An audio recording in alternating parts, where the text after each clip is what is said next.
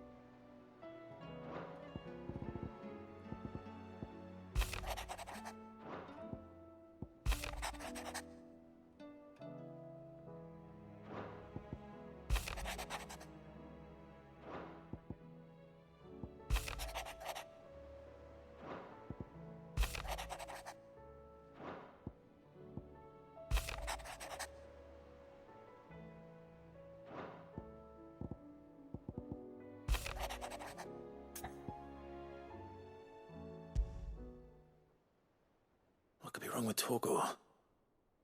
He seemed well enough when I last saw him.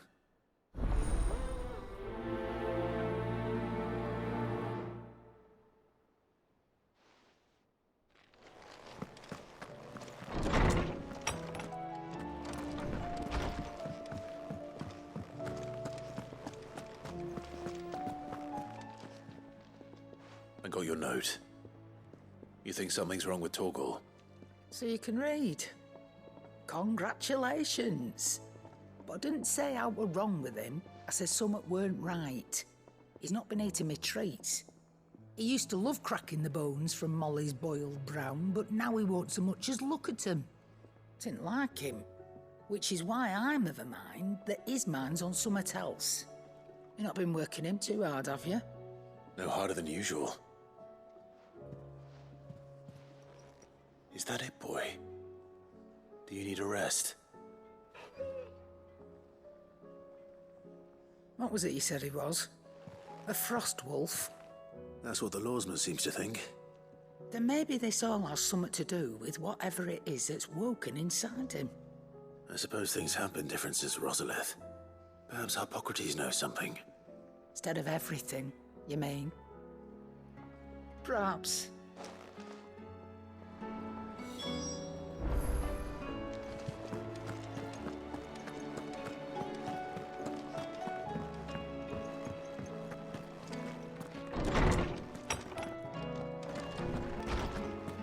Let me help.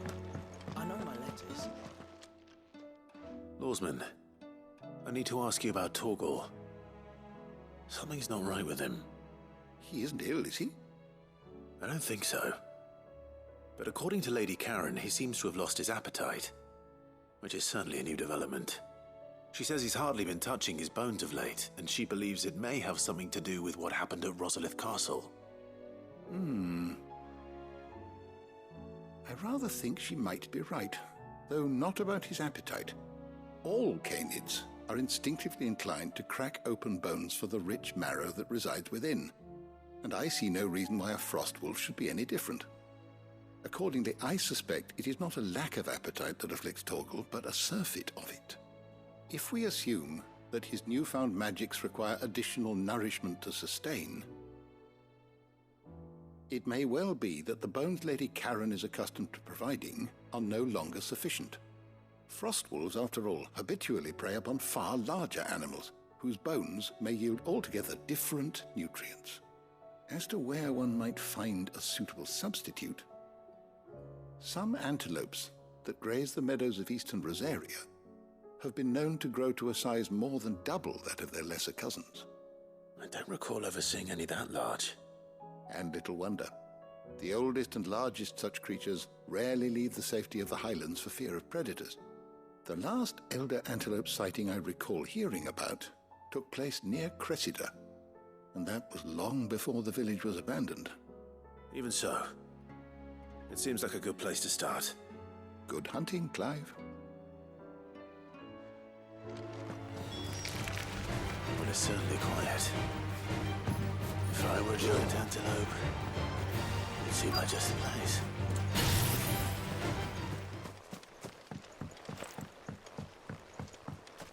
I doubt we'll find one bigger than that. Hungry, Torgal?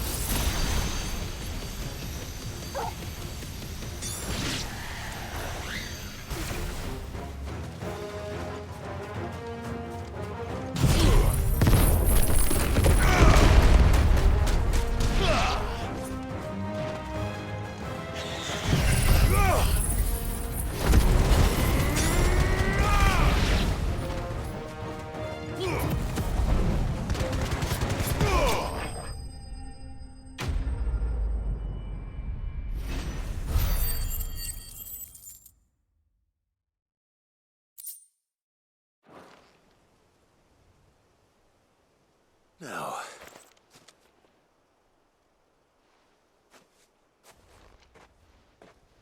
will it be enough, I wonder?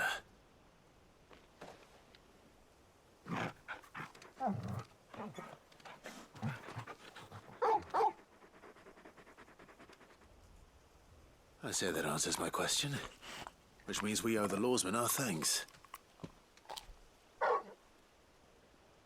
You're just a big puppy, aren't you? A very big puppy.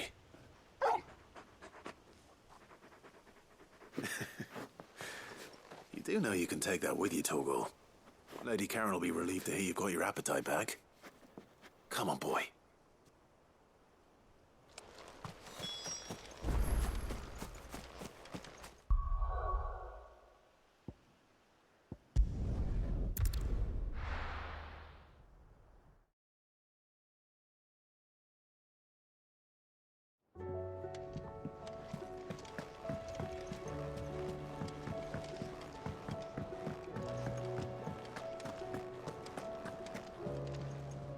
I noticed you and Torgal had gone off somewhere. Take him for a walk, did you? You could say that.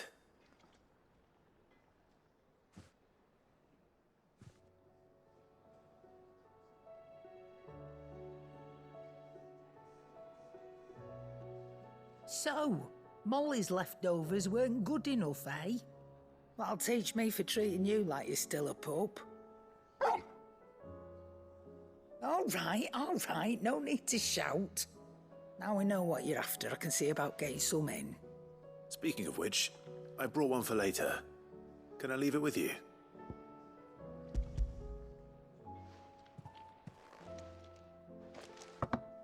You can, aye.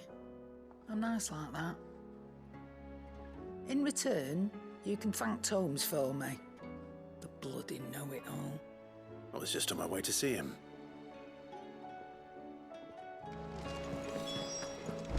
If it's knowledge you seek, we've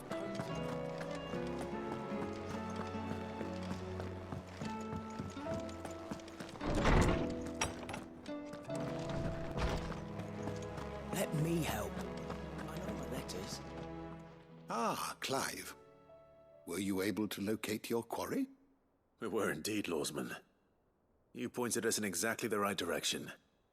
And Torgal's been a very happy hound ever since. Very good, very good. Lady Karen sends her thanks, by the way, for your part in solving the mystery. Ah. But that reminds me. After your last visit, I found myself pondering Torgal's talents. Do you recall our conversation concerning Lady Jill's role in Torgal's transformation? About how she somehow woke the power within him. Precisely that.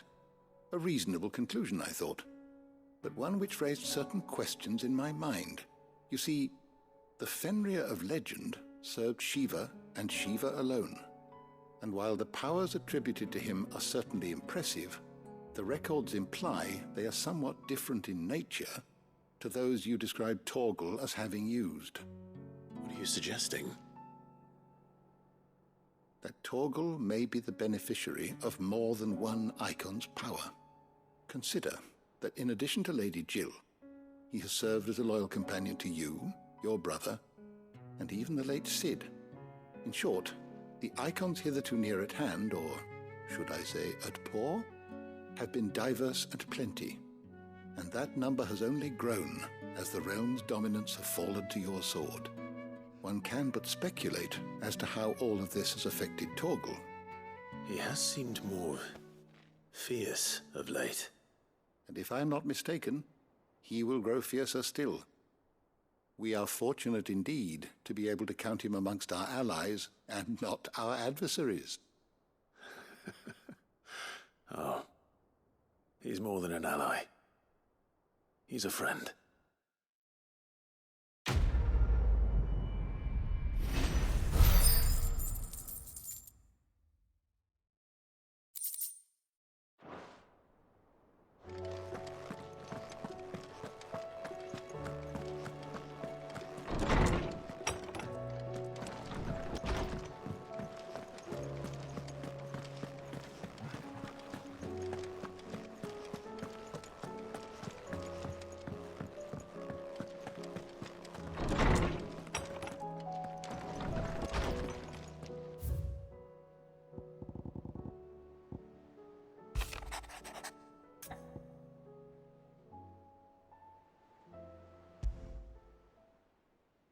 Trouble with the ledgers. Shouldn't he be asking Otto for help?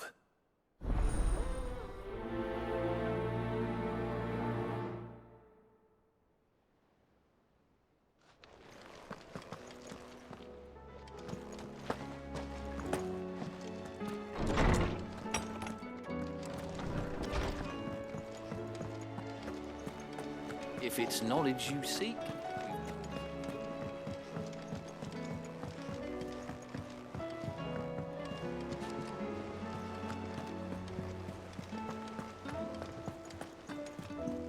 Cole said it was an army of a cash. How are we supposed to do our duty in the hills? Knowing... Clive, did you get my letter? That's why I'm here. Shh. Otto won't be listening. Is this better?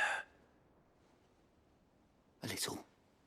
Listen, I've some bad news. It turns out the hideaway may be slightly behind in its payment to certain lenders, and it may be my fault. But I swear to the goddess, I thought I had the numbers square. Sadly, that square turned out to be more of a circle. 0, you might say. I can straighten it out, I swear, but it's gonna take some time, and I'm gonna need help keeping it from Otto. Bit late for that, I'd say. There you are! What a surprise! So let me get this straight. You forget to pay our lenders what they're due, and instead of coming straight to me, you get Clive to come to you. And I hope he'll dig you out of the hole you've dug for yourself. Clive, the man in charge of the place you've been cheerfully trying to bankrupt. And you thought this was a cunning plan. Why? Well, who needs paying? Oh, just Martha. And the dame. And, well, Lady Karen. But only 500 talents. We owe 3 of our most trusted friends 5 million gil. Each. 5 million each. They lent us the bulk of the money we used to rebuild the hideaway, you see, and, well, I must have made some sort of oversight. Those ledgers were my responsibility, and it was my decision to entrust them to you. This is my fault. Do we have that much to hand? I can always ask my uncle. No, we don't.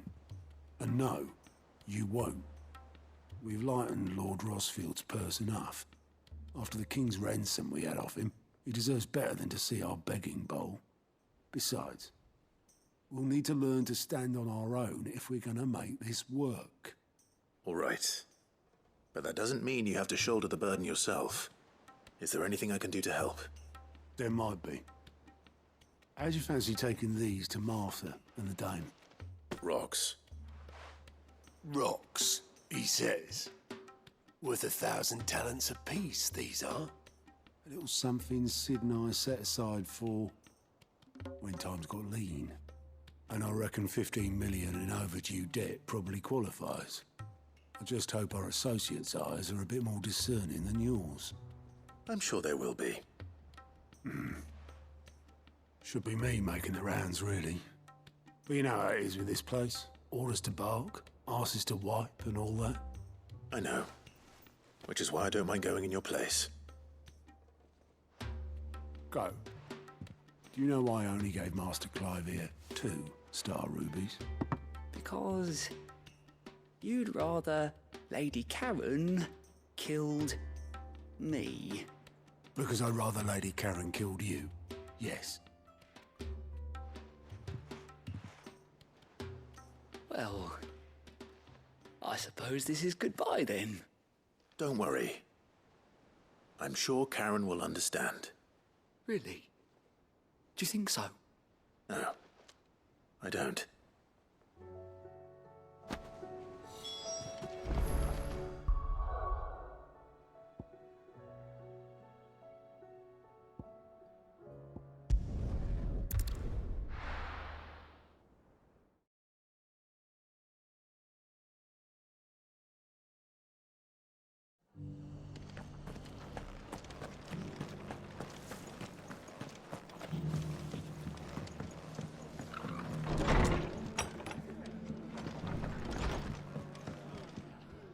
Clive, we weren't expecting you.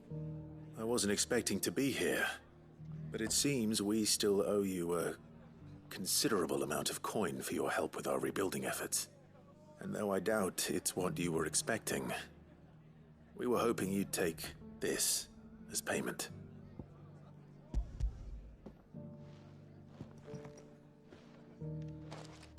A star ruby? I can't accept this. It's worth at least twice what you owe me. More if you can find yourself the right buyer. Think of the difference as interest. Interest? If word got out I charged that much, no one would ever borrow from me again. Anyway, why are you the one here asking me about this? I'd have expected Otto. Bit much sending the Lord Marquis out to settle your debts, isn't it? The old goat working himself to death again. Something like that. Most days I think he's the only reason the hideaway's still standing. Same as always, eh? Back when the place was nothing but a twinkle in the eye of a recently retired Lord Commander, word is he was the first one Sid reached out to. Probably knew that without his strong arm and level head, the idea would never get off the ground. Sid may have been the face of the hideaway, but Otto's always been the backbone. And when Sid passed away, we were all worried that would be the end of it. That Otto would just give up. His death was hard on everyone. But it must have hit Otto hardest of all. But he didn't give up, did he? Quite the opposite, in fact. If I recall, he was the one who nominated you as Sid's replacement, and rallied the rest around you. I reckon what he saw in Sid, he saw in you too. And don't we all? Doesn't hurt that you're half as stubborn and twice as handsome, neither. That, and you keep good company. I suppose I do.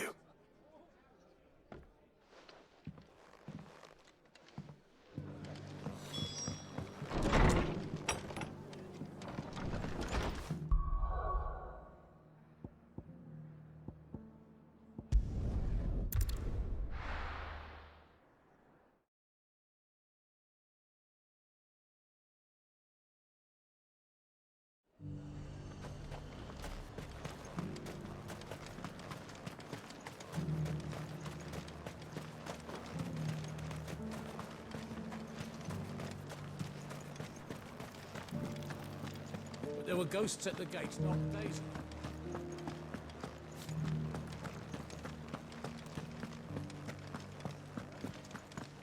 Those things I said before.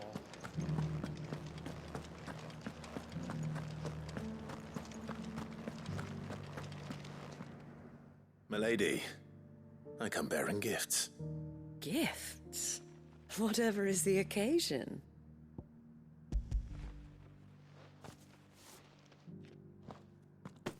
Oh my. Clive, you really have outdone yourself. Otto asked me to give it to you. To settle the hideaway's debt with the Veil. And to compensate you for the time it took us to do so. You disappoint me, Clive. I thought you might finally be warming to me. Tell Otto he can keep his baubles. I tried to tell him as much the first time around. The man owes me nothing, nor does the hideaway. My contribution to the restoration effort was made freely and willingly. It was the least I could do. You once told me Sid did you a kindness. I'd like to do the same. Please, accept it. For my sake. And for Otto's. For all of us. For all you've done. It is rather fetching, isn't it? Very well. Otto is lucky to have you, Clive. I doubt anything could ever replace his son. But you and the others at the hideaway are the closest thing he has to family. Otto had a son. Long ago, yes. Sid told me Otto lost him when he was just a boy, and blamed himself for not being able to stop it. I don't know how it happened, whether there was anything he could have done, but it was clear that it weighed heavily on him. I didn't know. How could you have? I doubt anyone did. Besides Sid, I've never met a man more keen to bear his sorrows in stoic silence. An ill habit, given that both have always been surrounded by friends desperate to help them. I'm beginning to see that.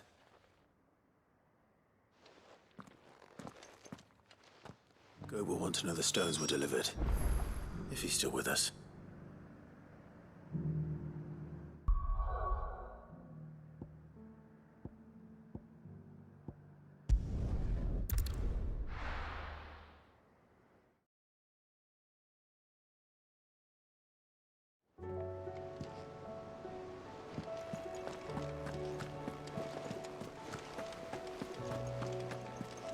Cole said it was an army of a cashier.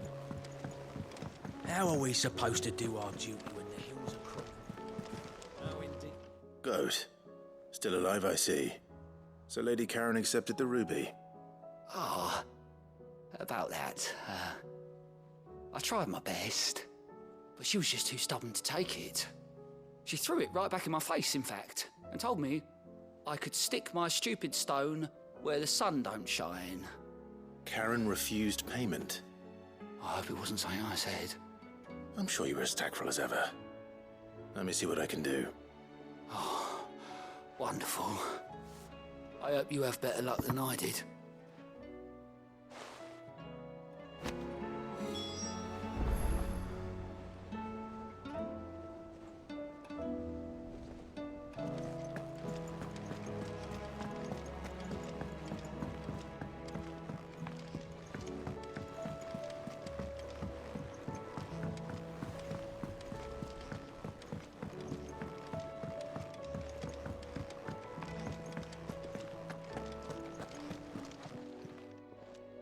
Lady Karen, Goad tells me you weren't happy with our offer.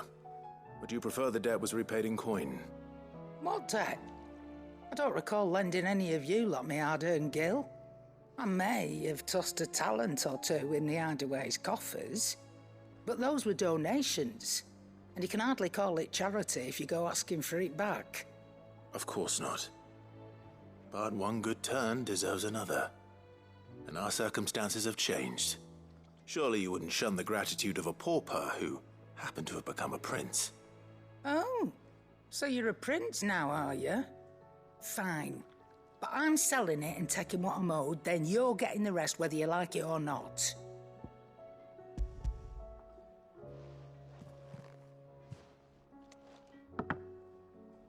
Where'd you even get this? A decent trader might nab 1,000 talents for a star ruby. A canny one, meanwhile, might claim it were nicked from the belt of Sid the Outlaw himself and ask twice as much. Might be I already have a buyer in mind. Might be you even know her. A fine continental maid whose beauty's only eclipsed by a guile in commerce. You wouldn't mind, would you? Not at all. Just be sure to tell her that it's always a pleasure doing business.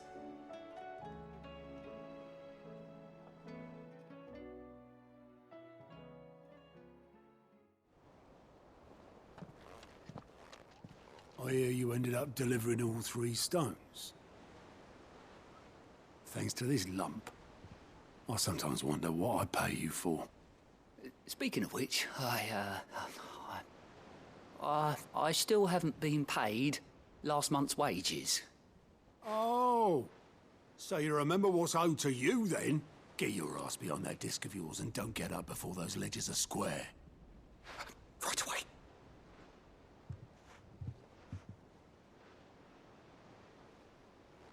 I've seen that before. You have, yeah. Plenty of times. It was the only goblet Sid ever used.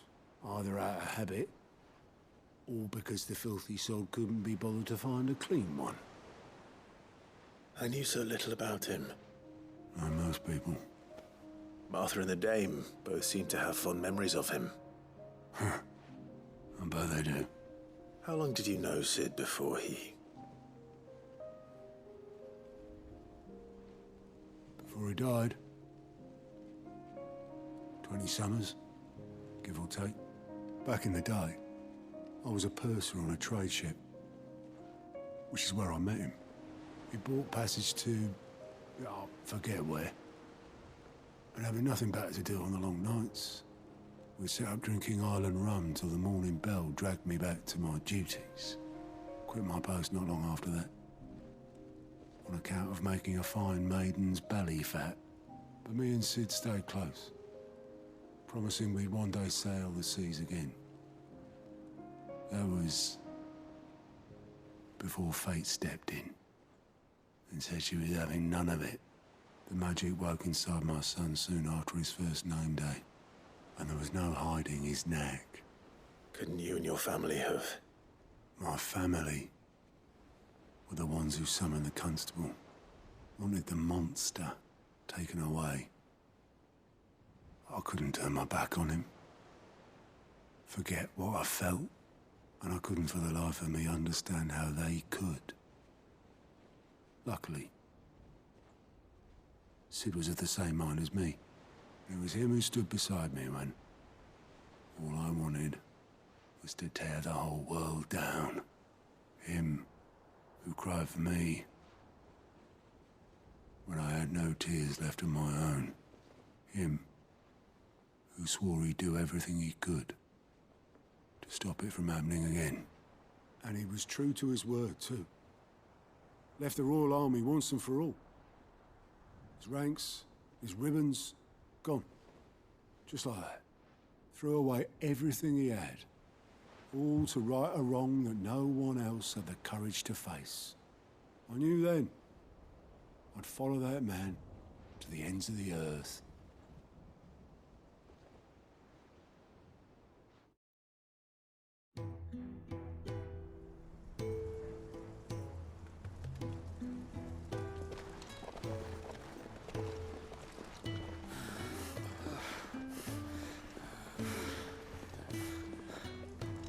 He was always too clever for his own good, was Sid. Saw the world for what it really was, while the rest of us were content to go along with the lie we were shown. And it can't have been easy, bearing that burden alone.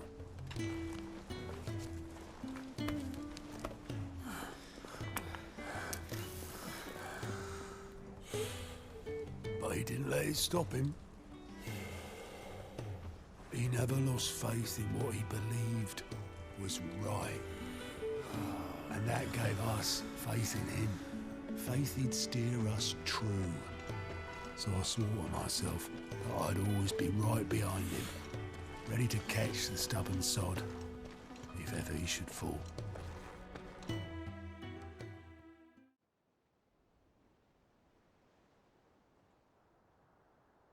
couldn't even do that.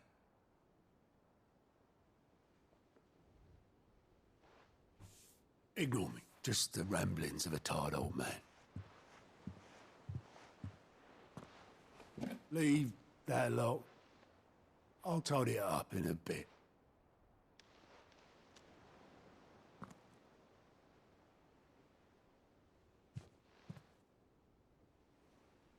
This is Sid's handwriting.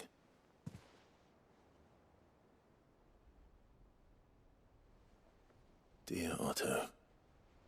I may be drunk, but I wanted you to know this place would be fucked without you. Love you, you grumpy old sod.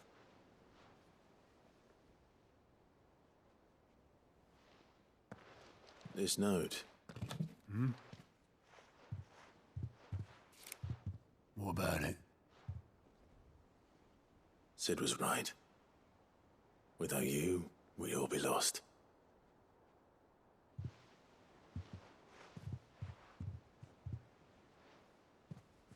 He should have bloody well said so then. Just once. Before he went. But then, why would he? Him, or anyone? I'd only have told him to piss off.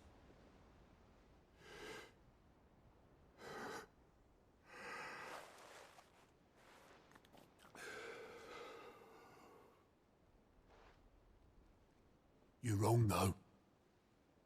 Both of you. It was never just me keeping the hideaway afloat.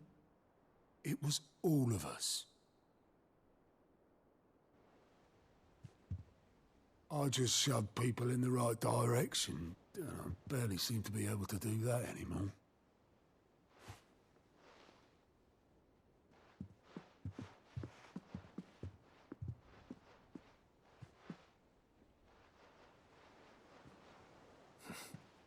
Would you rather Goat were at the helm?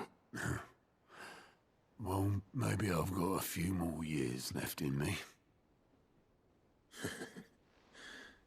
I'm going to hold you to that, Otto. Before you go, Sid would have wanted you to have this. But that's... This'll do me just fine.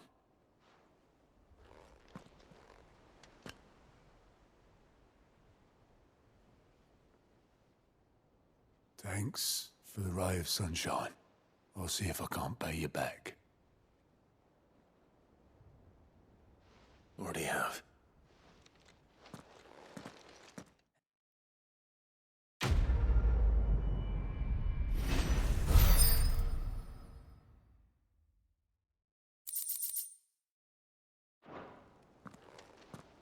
My men and I lost an entire day avoiding...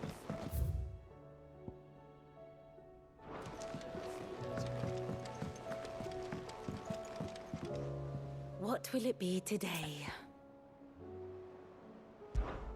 Allow me to educate you. Study it well, Clive.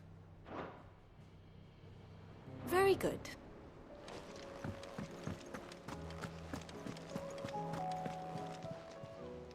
Oh, I wasn't expecting you back so soon. Your benefactors are a generous lot.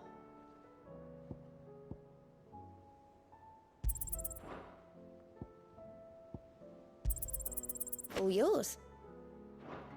You've already got that one. All yours. You earned this. All yours. Here you are. All yours. You earned this. All yours. Here you are. All yours. Here you are. You earned this.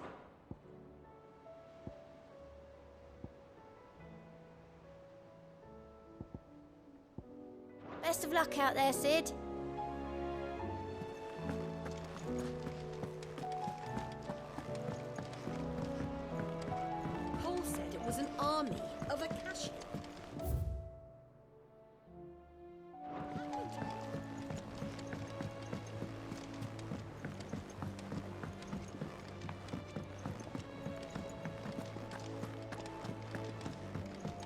song should...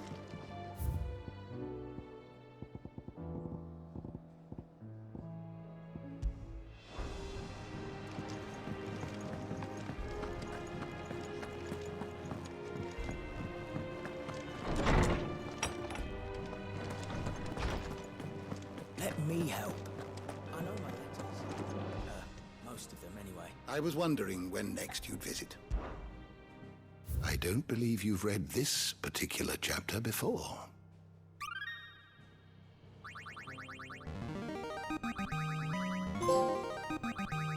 Now this, I believe you will find most interesting.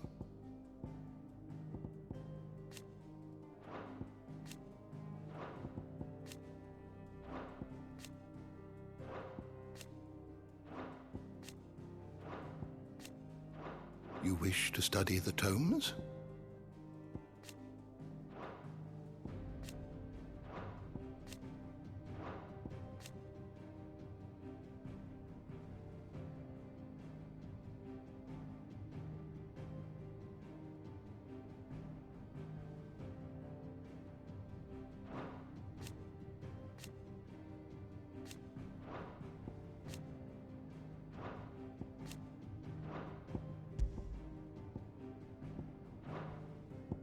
The door to the shelves shall ever be open.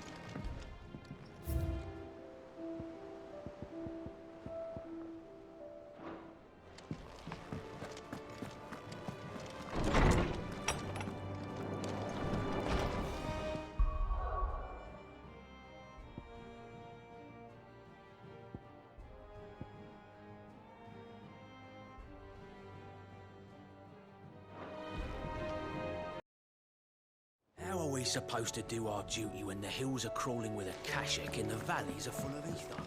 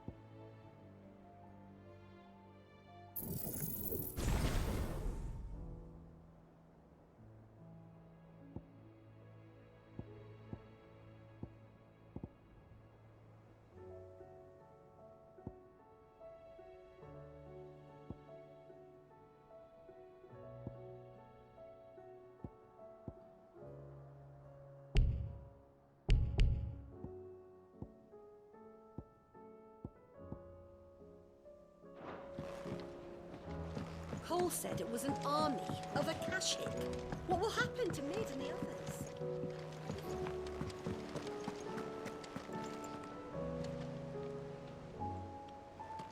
Clive? But if you're here, where the hell is everyone else? Don't tell me. They're all right. But it's a long story.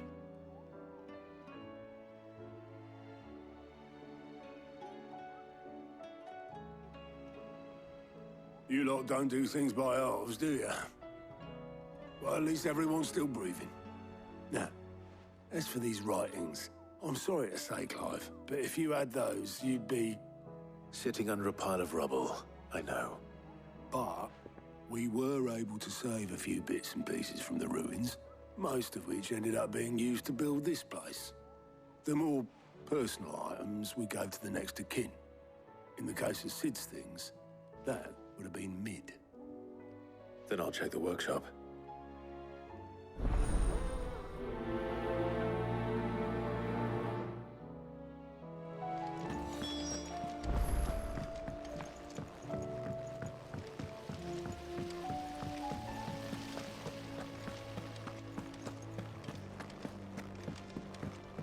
If Amber and the Lazarus are gone, do you think Mid's ship will ever sail?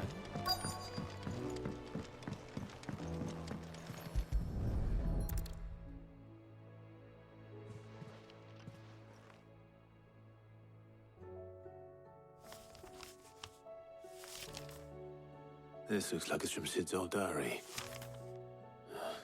But you'll already have read it. I'd better keep looking.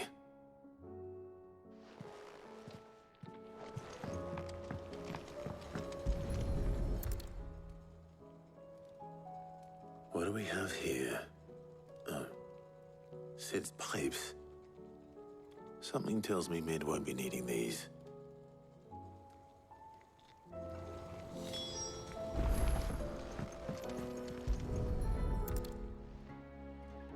I remember seeing this doll in Sid's cellar. I wonder if it was Mid's.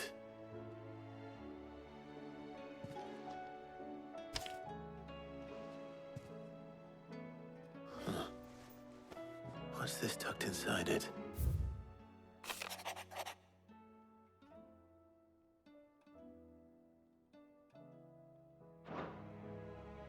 Sid's best invention.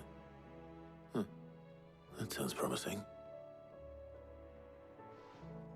So Sid hid something in Mid's first opus. But what would that be?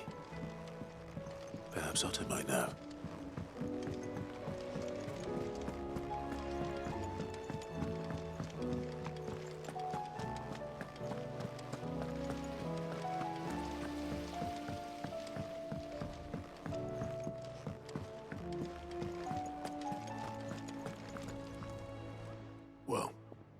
Did you find anything?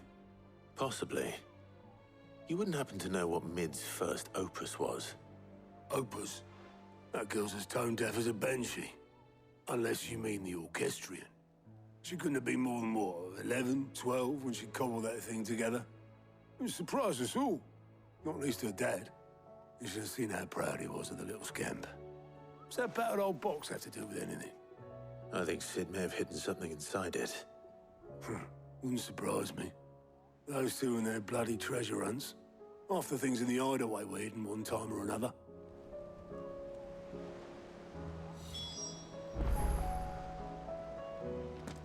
How are we supposed to do our duty when the hills are cruel?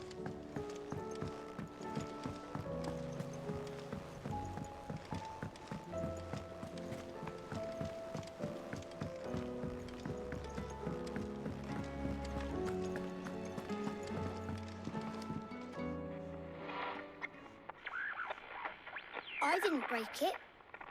Well, I didn't break it. What didn't you break? Nothing. We didn't break nothing. We definitely didn't break the orchestrion. What's wrong with it? It's broken. Except when it isn't.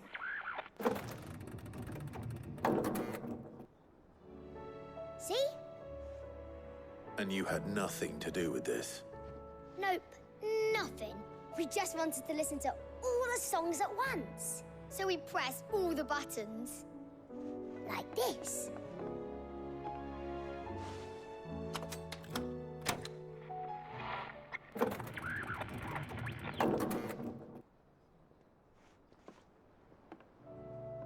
See? All too well. All right, out of the way.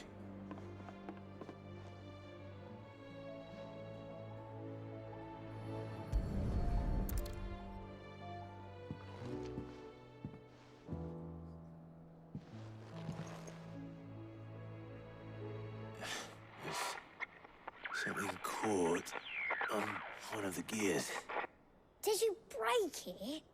Can you fix it? No, I mean, yeah, yes. There. How about now? You fixed it! Sid fixed it! He more than fixed it! Yeah, new music! Huh. Never heard this one before. They started playing when I removed this. Whatever it is.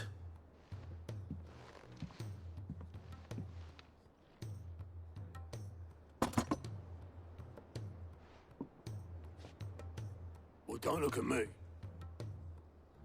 I can tell you it's important, though. Sid showed it to me once and said as much. Said it was the stuff dreams were made of. Let's just hope it's the stuff ships are made of as well. Indeed. Let's see if we can make some dreams come true.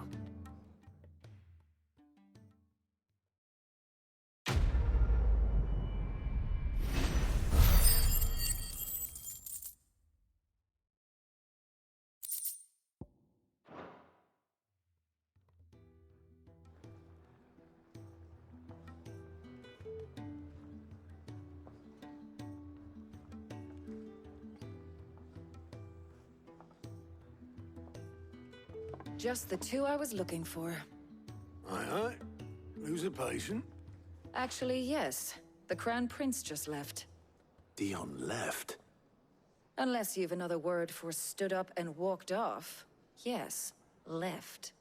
He did have the decency to leave a message with Obelisk before commandeering one of his dinghies. Should we go after him? No. We're not the Prince's keepers. He's free to do as he sees fit. I'd rather he did so in bed. His wounds are nowhere near healed. Much like yours, I suspect. Otto told me what happened in Canver. What is it with this realm's princes and their aversion to rest? Ask me when I get back. Though I may be sometime. Then at least try to stay safe. And if that fails, try to stay alive, eh?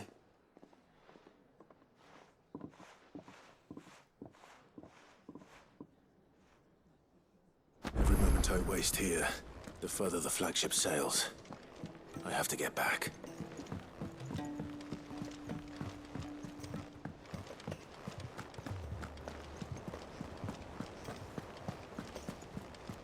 Cole said it was an army of Akashi.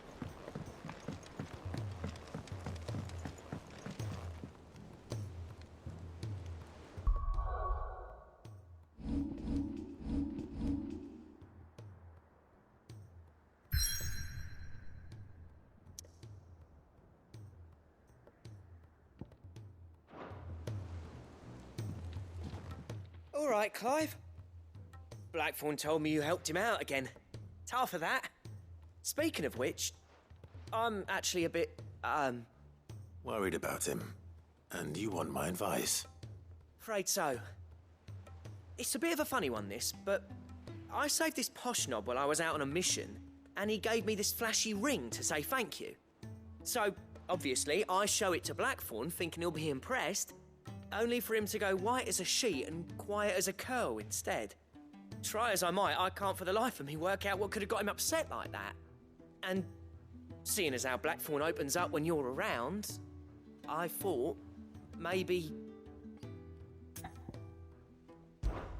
I'd speak to him again. Well, I suppose there's no point leaving him to stew. Cheers, Clive. I'll be sure to pay him a visit as soon as I have a moment. All right, I'll meet you by the forge then. You come along when you're ready.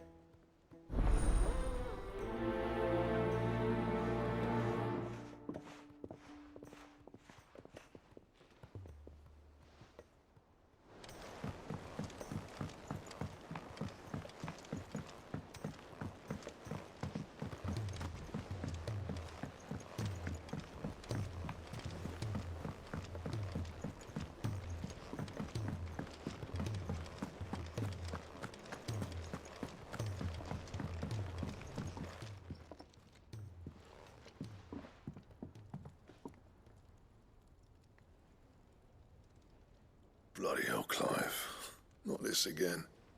Oh, ain't you got better things to do with your time? That remains to be seen. August tells me he showed you a ring, and that the sight of it clearly upset you. Would you mind telling us why? Come on, mate. Bottling it up ain't gonna help no one. If it weren't the ring, and it was something I said, then I'm sorry. It was the ring, right? It brought back some unhappy memories, that's all. Memories better left forgotten. Memories of what? There are things we'd all rather leave behind, Blackthorn. But sometimes it helps to talk about them. And sometimes it doesn't. Is that so hard to understand? Don't be like that. Fine. If it'll get you off my back. That ring you flashed was the work of Zoltan. We apprenticed together, back in the day. You've never mentioned him before. Why would I? Ain't seen him in decades, and the last time I did, we almost came to blows. The ring brought it all back. I could tell it was one of his the moment I saw it. Bastard's improved, though. More than I thought possible. That thing's a work of art. So it was a nice ring. Worth a few gil, maybe. What's it matter to you? It matters because engraving metal's a nightmare, and I've got no bloody idea how he managed it. The fact is, I couldn't make anything even half that detailed. So what? You're an armorer, not a jeweler. I'm the Hideaway's master craftsman. I'm not stealing a living at some backwater village forge. My armor keeps you lot safe, and my swords keep you dangerous. As far as I'm concerned, every swing of my hammer's another blow struck in the name of our cause. So I put my heart and soul into my work. Because the curse breakers deserve better than second best. And I refuse to be shown up by the likes of Zoltan. Very well.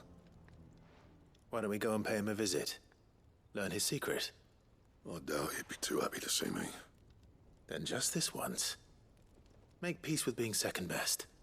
Swallow your pride, and focus all your energies on the task at hand. Keeping the curse breakers armed and armored. Provided you can do that, you'll hear no complaints from me. But if you can't, and it's going to distract you, we need to do something about it. What'd you say, Blackthorn? You know he's right. And it's not like you'll be going alone. All right. Magic. So, where do you reckon old what's-his-name is then? Zoltan, was it? In Dravozd, my old village. He won't have left. He's the chief. Dravozd, eh? That rings a bell. Not far from Tabor, right? Just north of the fields of Karava. Got that, Clive? Meet us at Dravozd as soon as you can, yeah? And I'll make sure Blackthorn don't get cold feet. Good luck with that. I'll see you there.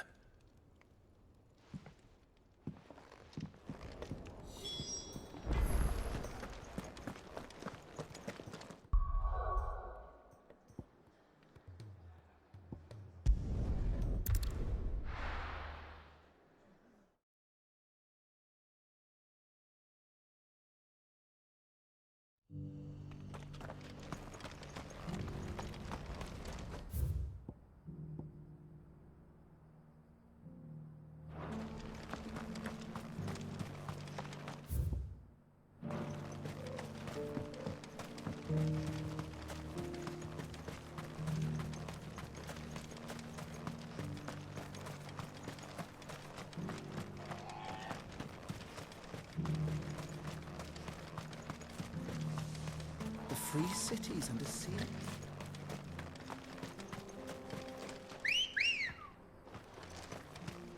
Come on. Faster!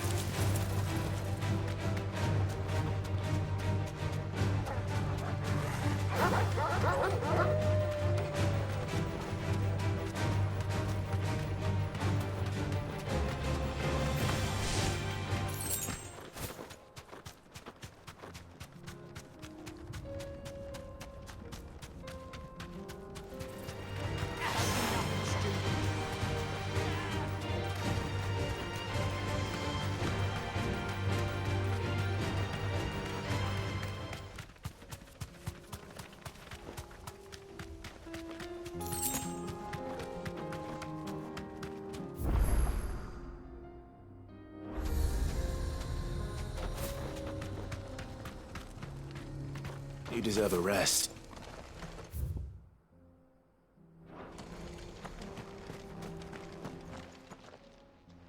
Kicked out already? No. This charmer ain't letting anyone through. Why are the gates closed? Chief's orders. No one's allowed in without his say-so. Not that I'd have let you in anyway. You look like trouble. I suggest you go home. That's what I'm trying to do, you little prick. Ain't changed a bit, have you, Snotty? No. It isn't. Blackthorn. Long time no see, eh? What the hell are you doing here? Well, it was meant to be a surprise, but since you asked so nicely... I'm here to see Zoltan, you fucking numbskull. Now let us through. All right. Just... don't go starting anything with the chief. Yeah, I promise I won't throw the first punch. That good enough for you?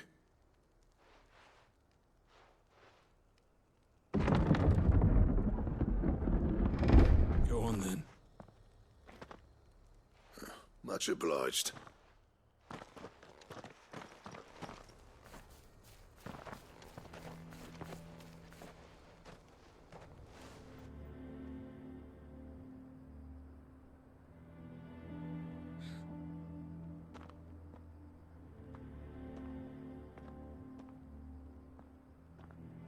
So this is Dravaged.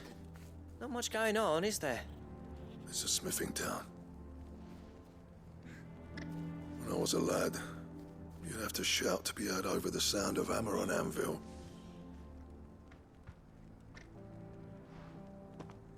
Clive, you're good with people. You speak to Zoltan.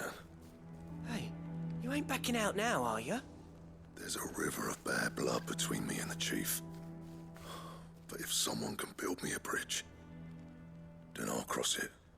All right. I'll see what I can do. I appreciate it. He'll be near the forge on the hill. It was our master's. He'd have inherited it when I left. The forge on the hill? Good luck. You'll be needing it.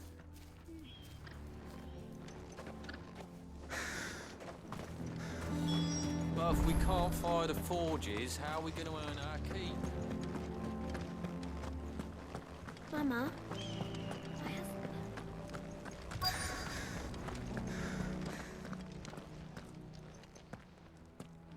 Hotter! Hotter, damn it! Those miserable flames wouldn't melt butter, let alone iron. Pardon the intrusion. I'm looking for the chief. That'd be me. It's a pleasure to meet you. I'll bet it is. Keep the gates closed, I tell him. Well done, Snotty. You're not welcome here. Get out. Before things turn nasty. Blackthorn's here. What did you say? He's traveled a long way to see you. Yes, has he? He's waiting. Down by the gates. Then I suggest you take him with you when you leave. Didn't you apprentice together? So what if we did? Fuck! We're getting nowhere! These bearers' flames are next to bloody useless! We're never going to be able to fire up the forges unless we can find some new crystals. I'm a busy man, as you can see, so do me a favor and piss off. Oh, and if you're struggling to find your way out, ask Blackthorn. That prick knows exactly where the exit is. He's not wanted here. And neither are you. All right. I'm going.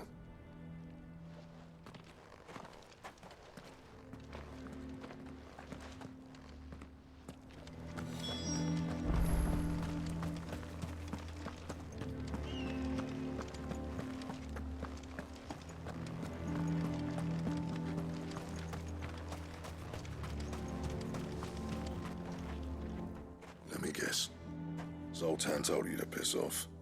As a personal favor to him, yes.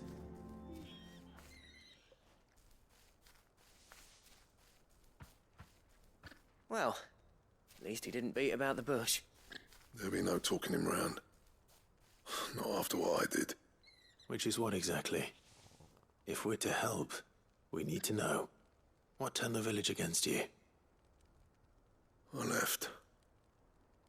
Ravaged. Zoltan. The burden of leadership our dying master dropped in our laps. All of it. There are two kinds of smiths in this world, you see. My kind, who are in it for the love of the craft, who labour on a single piece from dawn to dusk to get it just right. And the other kind, who are in it for different reasons. People like Zoltan, whose work is quick and cheap. The kind of smiths who shit out a few hundred blades, reap the profit, and divvy it out among themselves. There wasn't a single day we weren't at each other's throats. And bit by bit, people started taking sides. You would have torn Ravaged in half had it gone on. So, I left. You didn't have to do that. Zoltan's a better chief than I would have been. His way of doing things kept food on people's tables. Ravaged prospered without me and my lofty ideals getting in the road. Until the crystals run out at any rate. Without magic to fire the furnaces, this place is as good as dead. It depends on how you look at it, though. There's got to be other ways of making fire. We manage it in the Deadlands. Thanks to Sid's ingenuity, yeah. He saw all of this coming. Knew crystals were the problem, not the solution. And spent years coming up with ways of doing without. You know what I mean, though, right? Where there's a will, there's a way. What I'm trying to say is that it's not your fault. You couldn't have predicted this. It doesn't matter whose fault it is. I don't want to be the greatest smith alive just because I happen to be the last. Clive. Ravaged won't last long without its furnaces. So, do you think it's time we shared Sid's bellows with the world? The way I see it, it's your decision to make. Hold on, Blackthorn. Sid made those things for us. They give us an edge over the rest. And you'd be throwing it away. All right. Do it. This place was your home. I won't abandon it to its fate. Sid's creations were never meant to be hoarded. It was only ever a matter of time before we shared them. Let this be another step on the road to freeing Valisthea from the prison of the Crystal's blessing. Ravaged will show the world that it's possible. Wouldn't you agree, August? When you put it that way, of course. It's like hearing Sid speak from beyond the grave. Thank you, Clive. Shall I go and fetch the plans, then? I know I'm off by heart. I'll be needing some help, though. Building a furnace isn't exactly a one-man job. Do us a favour and round up anyone strong enough to lug a brick or two, would you, August? All right, then. And I've got a job for you too, Clive. Finding me some salamander skin. I need leather for the bellows and nothing else will withstand the heat. Luckily for us, salamanders feed out in the fields of Carava. Time for a spot of hunting, then.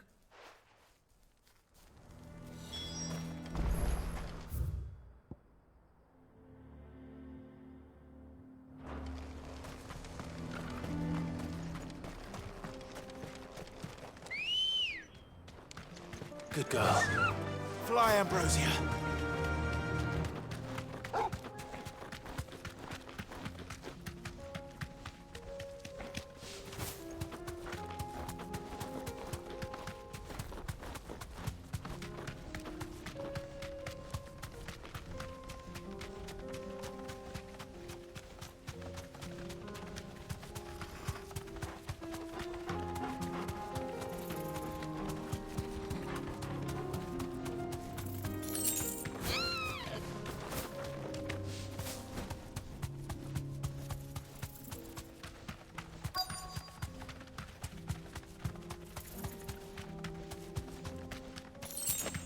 Let's make this quick, shall we?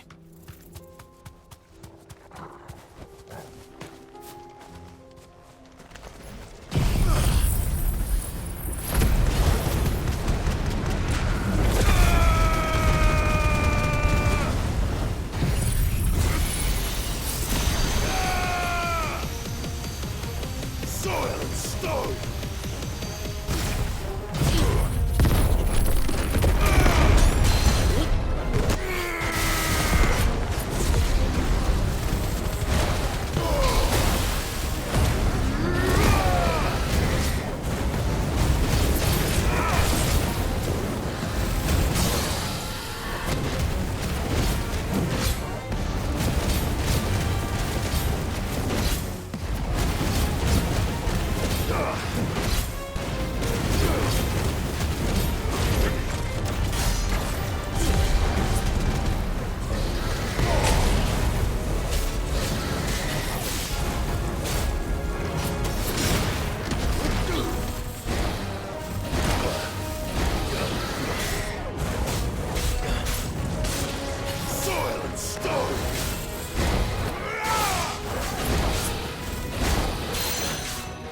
I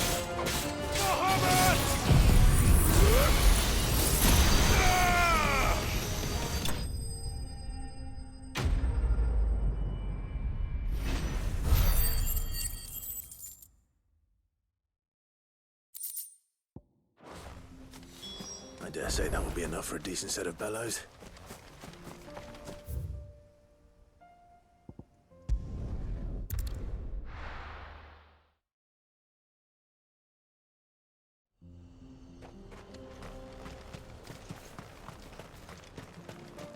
What's this all about then?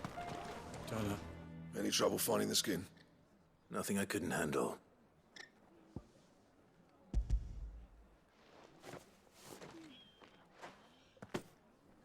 There should be plenty. Right then, time to put these louds to work. If everyone pulls their weight, we'll be finished in no time.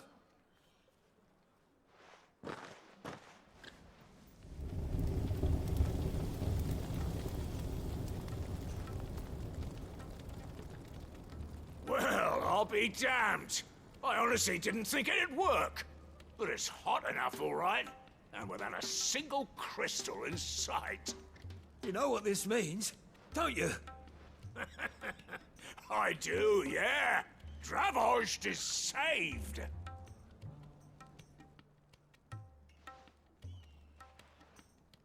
Sorry about earlier.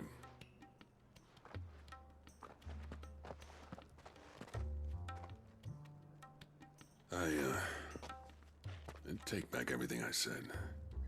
That thing you built us is an honest-to-God's marvel. You saved our village. It's Blackthorn you should be thanking. He oversaw the construction. Give this to him, would you? What is it? Pet coal cinders.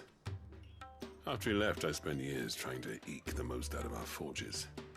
That there was my answer. Chuck it in the fire, and your forge will burn hotter for longer, which will do wonders for your steel. Our secret for yours. Only fair. I've always envied Blackthorn. Since the day I became chief, I spent every spare moment trying to match up to the bastard. No amount of sleepless nights at the anvil will ever bridge that gap, though. He's a genius. Plain and simple. The man Dravost needed. But he took all his talent and left. Gifted and free. Is it any wonder I hate his guts? The cinders would mean more coming from you. I need to forgive him first. And that's not gonna happen.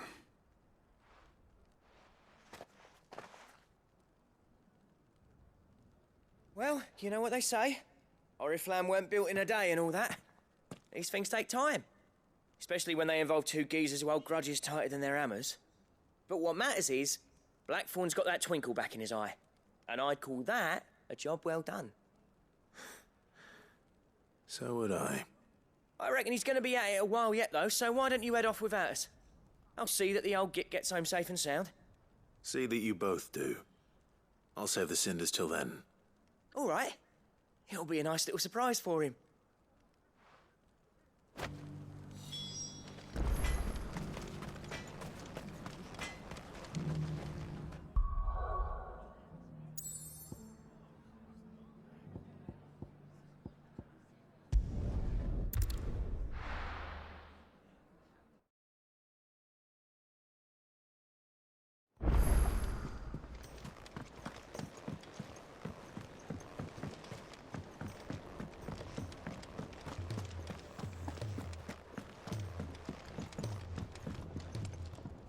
Gentlemen, I see you both made it home in one piece. Yeah, well, we didn't want to outstay our welcome. The whole village turned out for a go on the bellows after you left. Everyone except Zoltan has. Didn't see hide nor hair of him. Oh, but that reminds me. I have something for you.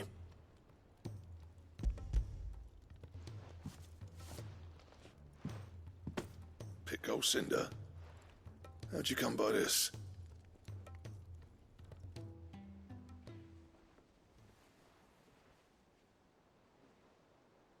And you're sure he wanted me to have it?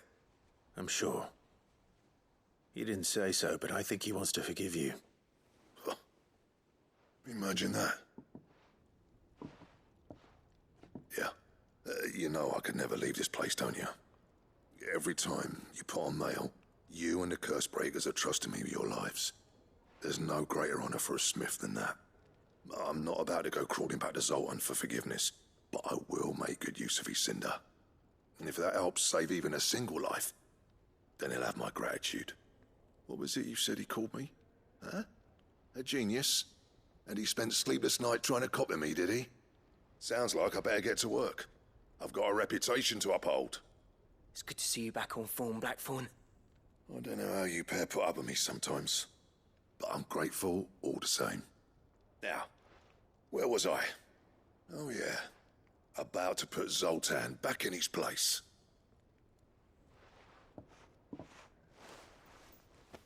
Ain't got the art to tell him how similar they are. Stubborn bastards. A little healthy competition should be good for him. You're not wrong. Still, it's a shame him and Zoltan couldn't let bygones be bygones. No use grumbling about it now, though. Blackthorn's happy. Or as near to happy as he gets. And that's good enough for me.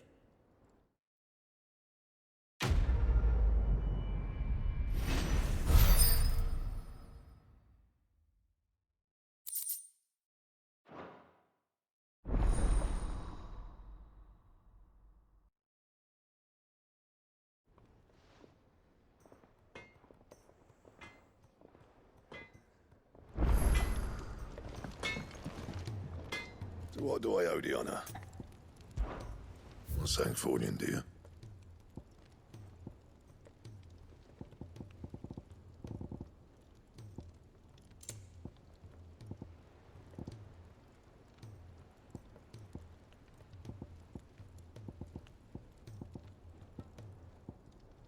And how am I meant to do that then?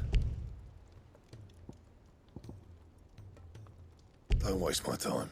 You ain't got the stuff.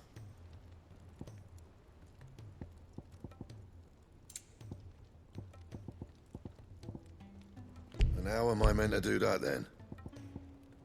And? He's a surly sucker.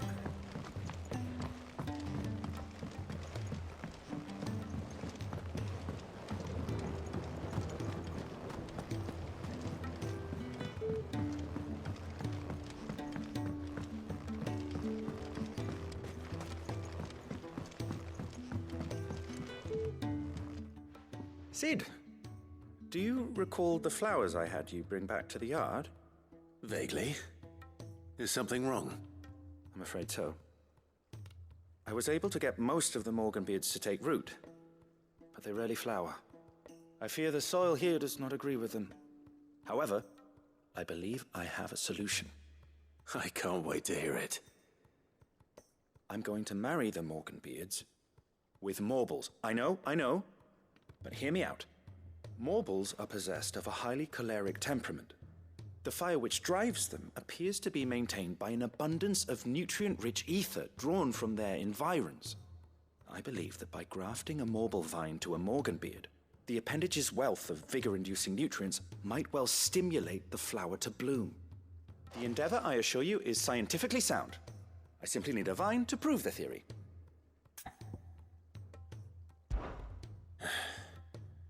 And all you need is a single vine from an ordinary Morble.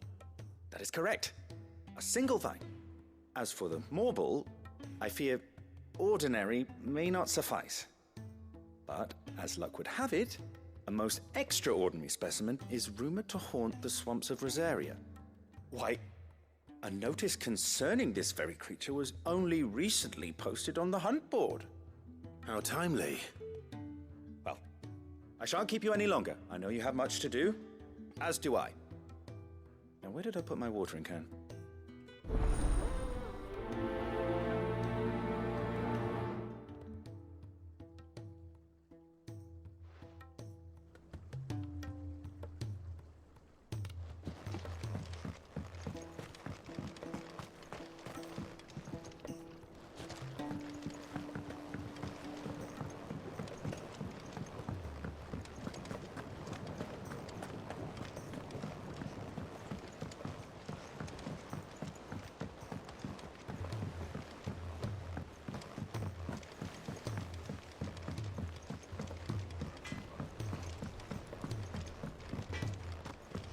If it's knowledge you seek, we've...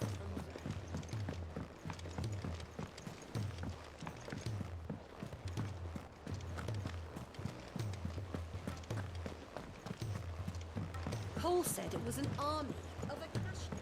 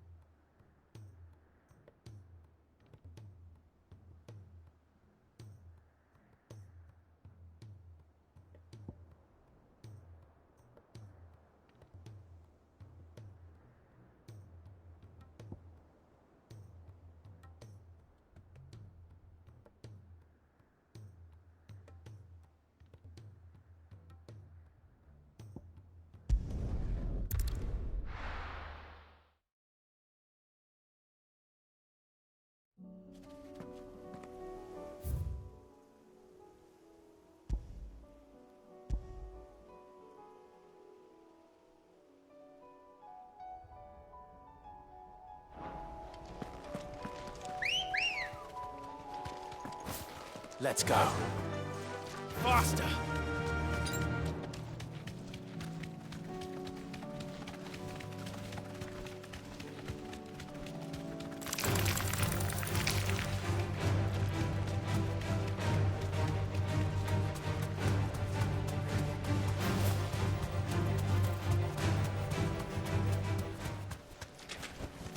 Straight home now.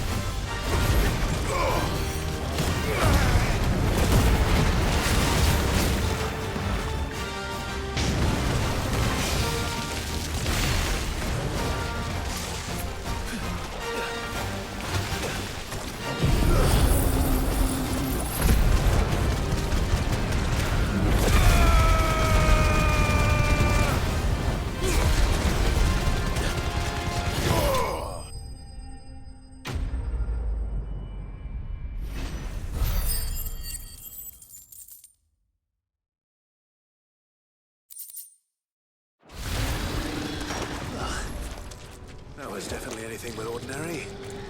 Now, let's get this vine back to the yard.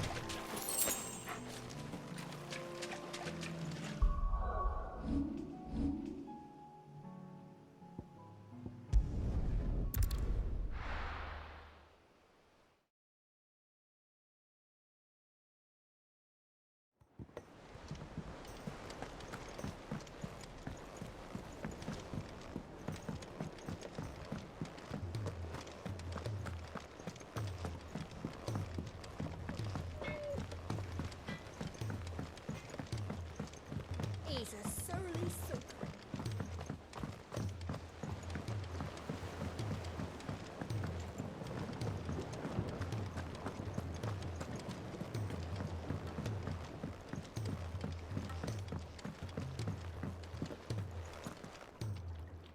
Sid, I can't help but notice that your satchel is twitching in a most violent manner.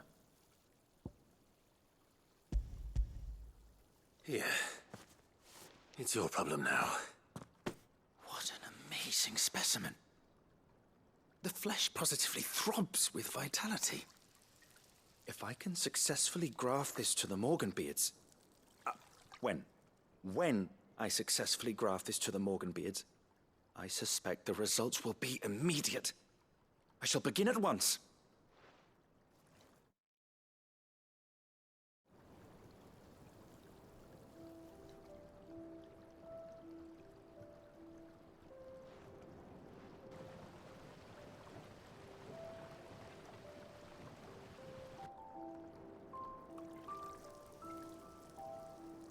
It is just as I hoped. Witness how the Morganbeards have taken to the blighted soil, how they bloom with heretofore unseen vigor. Why, I dare say such a vine graft would yield similar results when applied to other specimens as well. I'm glad I could be of assistance.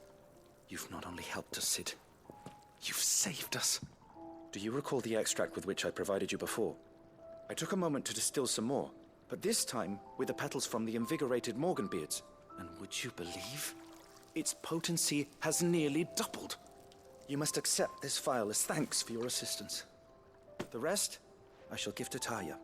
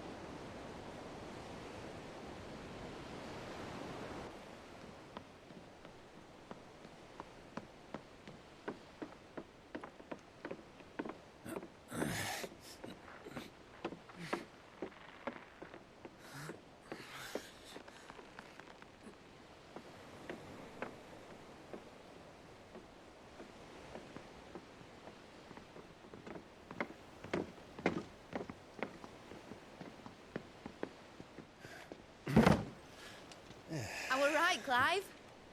My dad had it all worked out. He'd be proud of you, Mid. His writings may have helped, but this achievement is all yours. Can we catch them? The Ainayar's one of the largest, fastest vessels ever built. And it won't help she has the wind at her back. Any other ship would be hard-pressed to keep pace with her, let alone reel her in. But this isn't any other ship. This is the Enterprise! And the world's never seen anything like my dad's engine. It certainly hasn't.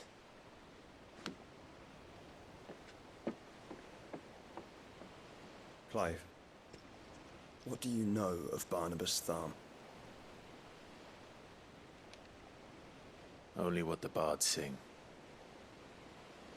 That he sailed to Ash from southern lands. That it was his mastery of the blade which won him the throne.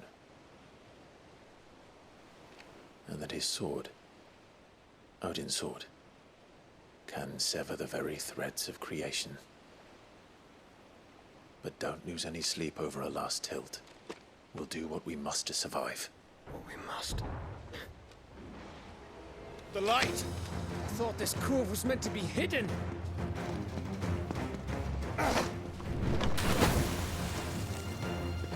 Mid! Company! Hey? We'll hold them off until the ship is ready. But hurry! Bollocks! All hands! Man your stations!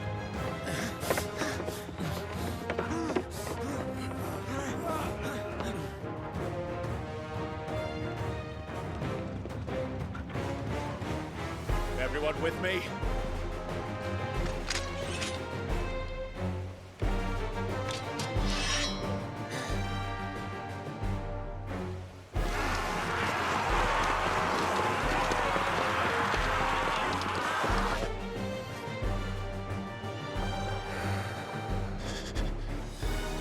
Here they come!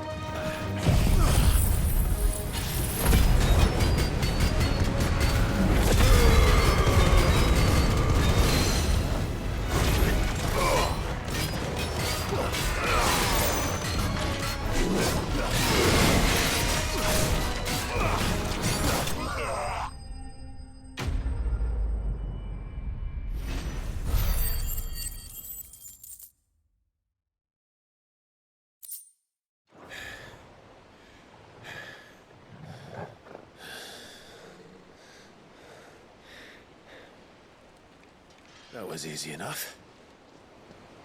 All right, you lousy lot. Get your asses on board. She's ready to sail. You heard the captain.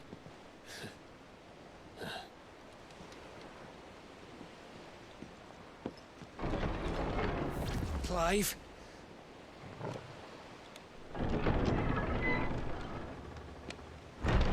But I thought he was... Confound it. Then it is as I feared. Sleipnir is no man, but a creation of Odin.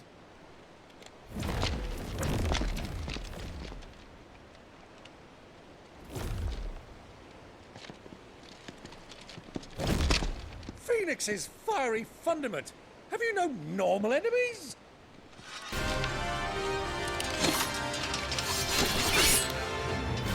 Up for another round? Of course we are. Right, Lord Rosfield?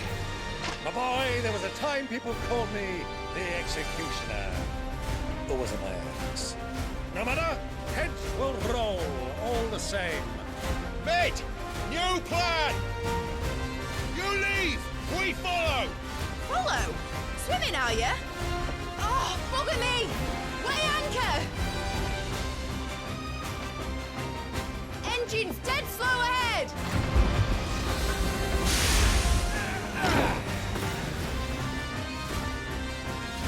Have care, my friends.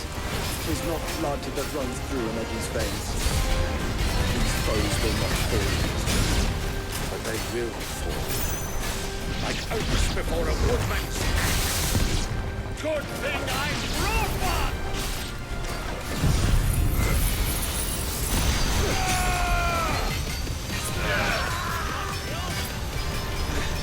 It's over!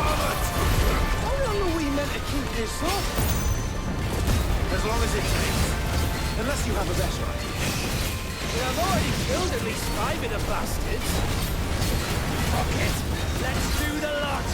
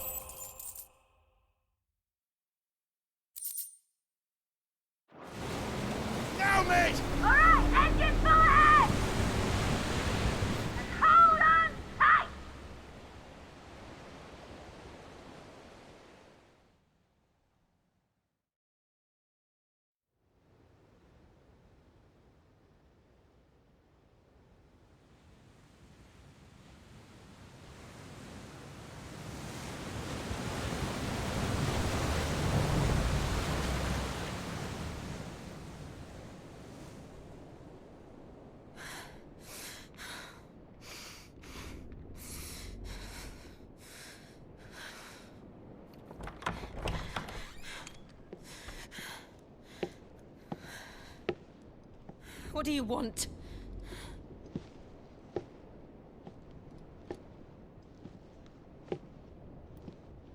That's quite a mess you've made. And wholly unnecessary. You are my offering to Mythos. I would not see you damaged.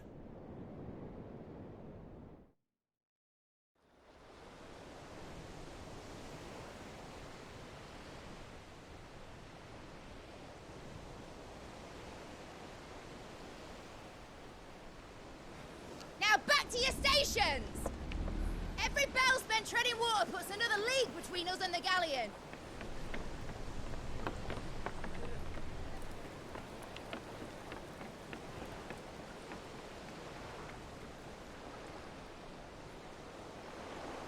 I don't suppose Mid has a spare engine? Since you rose from the grave, my fortunes have plummeted. Are you absolutely certain of this quest of yours, Clive? The foes you face are as terrible as they are numerous. Aye. And they'd have us live and die on their terms, which should answer your question. Ah. You have that same stubborn look as your father did when he set his mind to something. On the battlefield, I am but a single axe. A deadly one, mind, but a single one nonetheless. Yet what you require is 1,000, and I believe my old friend in Brandalar can provide them. Take care, Clive. I have many more tales of your father's exploits to share. And I cannot very well do that if you're dead. Again. Good luck, Uncle. And may fair winds attend you. As for you, Joshua, take care. I shall do my best, Uncle. Farewell, my nephews. When next you see me, it shall be with an army at my back.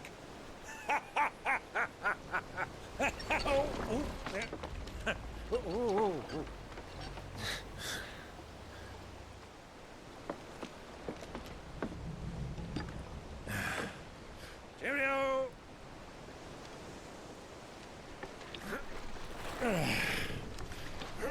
Oh, yeah. Do keep up, my boy.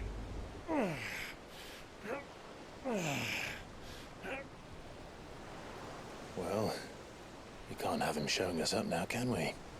We would never hear the end of it.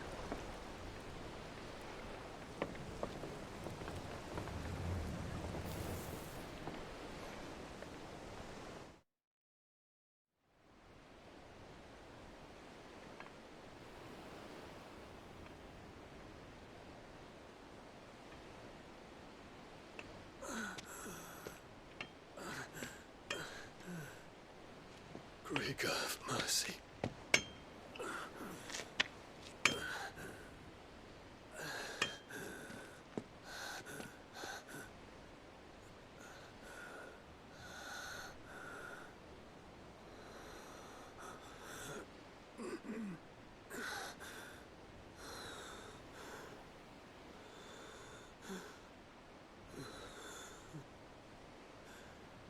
All this.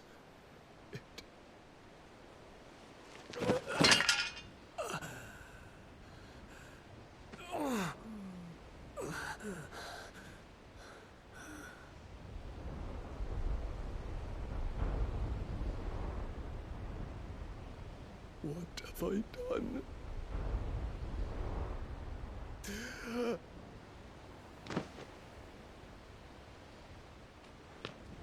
My lord.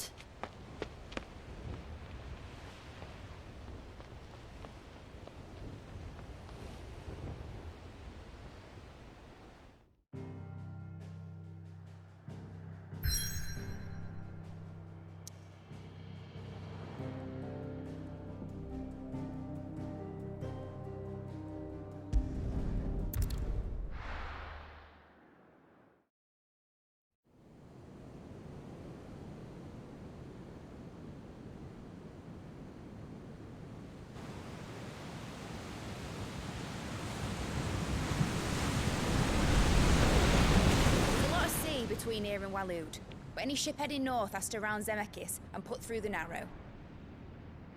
Maintain our current bearing north-northeast, and we'll catch the Black Galleon before she vanishes again.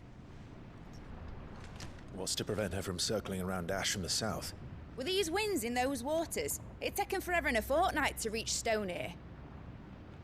Mid knows what she's talking about, Clive. Better than any of us lot, anyway. I say we do as she tells. Sails on the horizon. She's ours.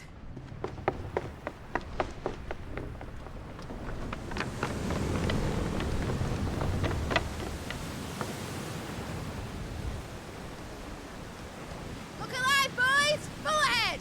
And keep those furnaces fed! Aye, aye! Do you feel that? Jill. All hands! Battle stations!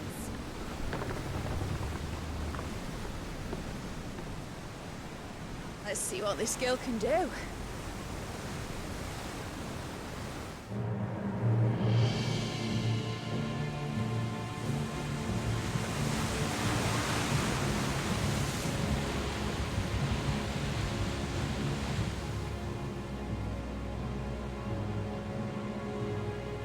Where one leads, so does the other follow. The bond of consciousness which joins them condemning both to the same fate. Yet my every attempt to strike it from their hearts serves only to tighten its hold.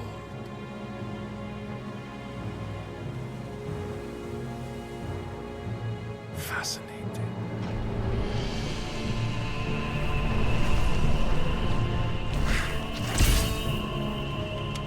But then, there is naught my blade cannot sever.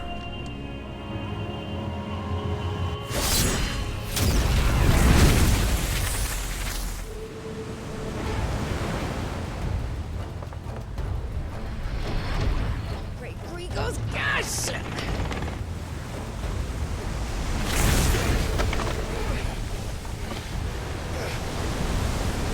One of us. Hard port! Heads down, you brutes! And brace for impact!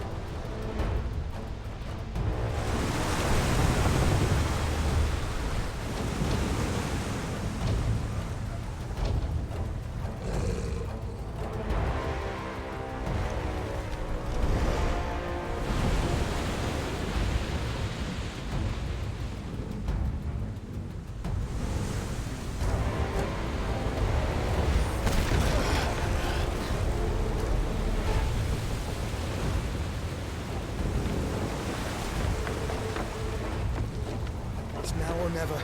I'll find her.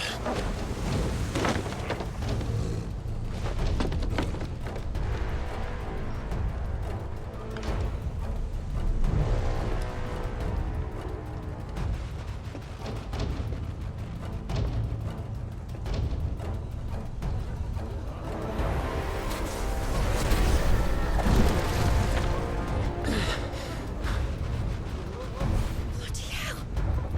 Out of starboard!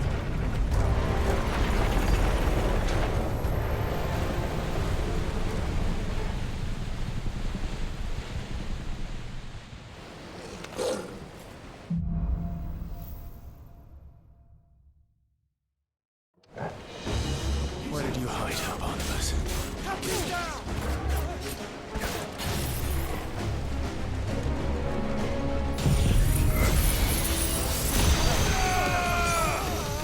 You're finished.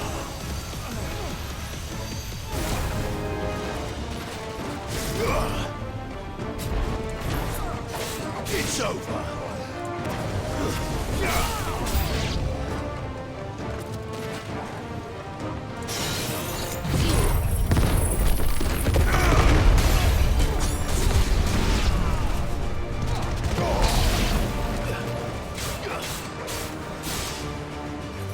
Farewell.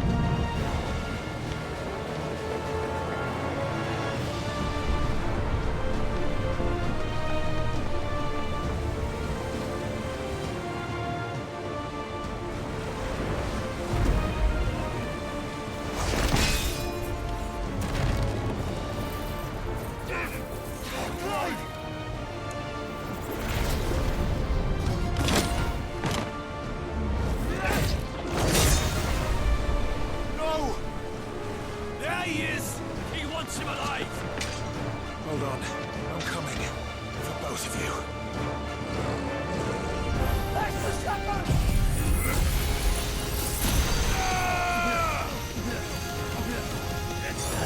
You're finished.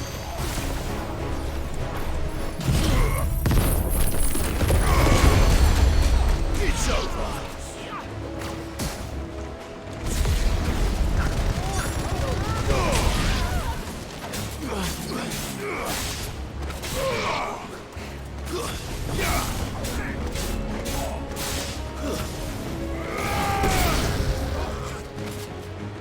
Who will steer the ship?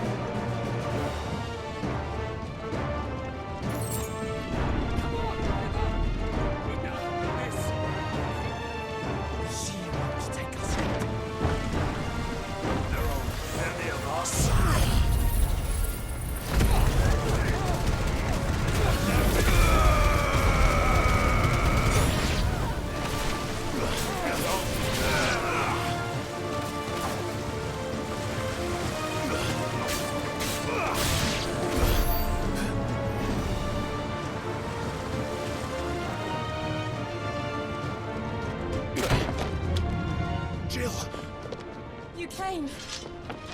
Get back.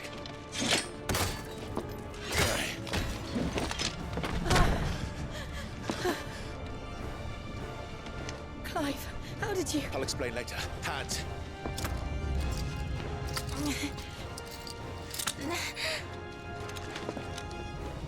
Can you walk? Out of here I can.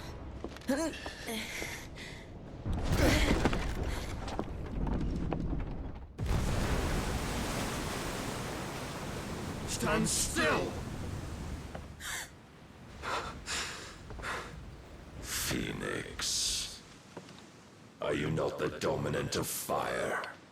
I see naught before me but a guttering flame.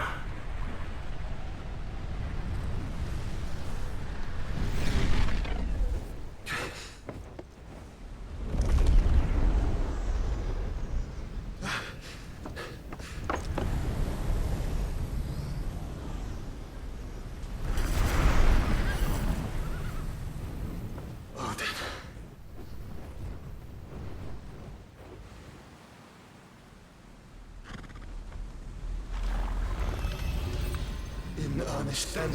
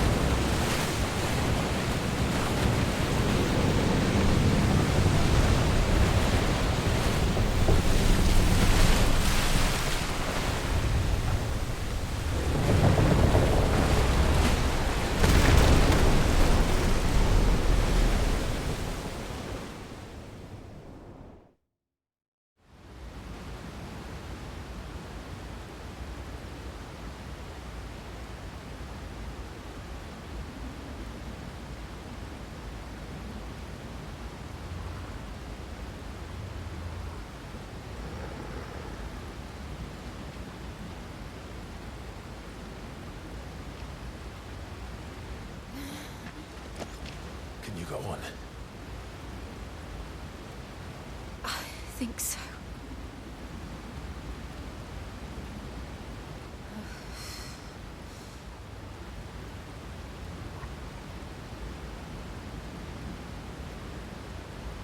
But to where?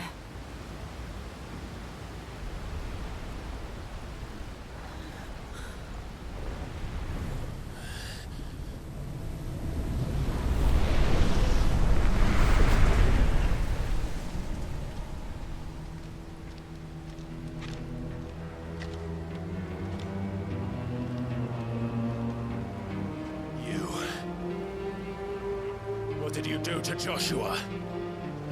The Phoenix? Oh, I expect he will survive. This consciousness in which you coil your feeble souls is grown thick with desperation. And thus has my master turned to my blade.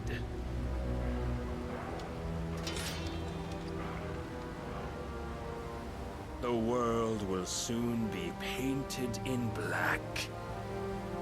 And all that live shall gather in death's autumn wake. Not if we remove the cause of this misery. Not if we destroy the last of the Mother Crystals and restore balance to the world. Come. Do you truly think it's so simple?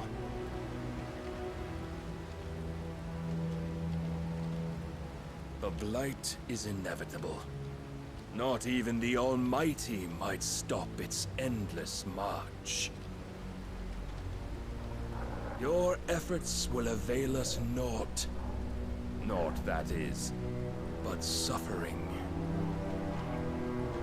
You must embrace the truth, Mythos.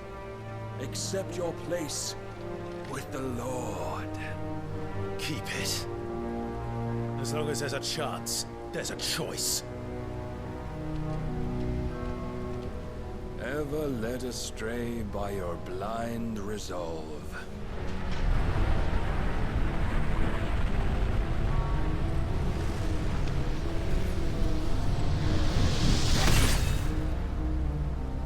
Now, it is time you learn the inevitability of your divine fate. However much it may hurt. Get as far away as you can. Clive, no. Trust me, Jill.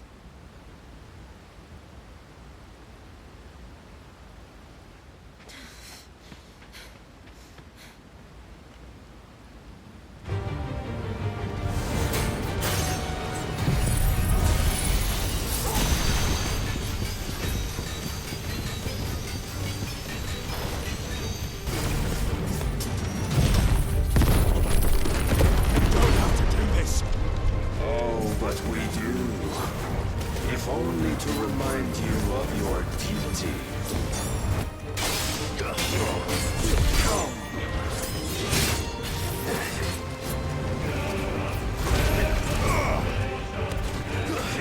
In the short time since our last meeting, you have grown much. Yet as a vessel, I fear my lord will still find you lacking. This one.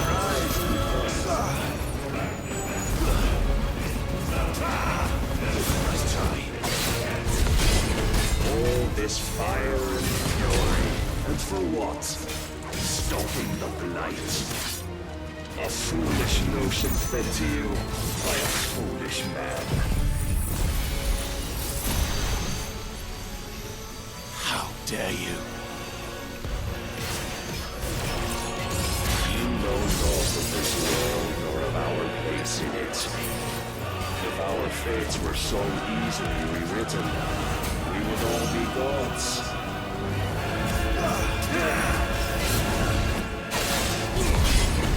Show me.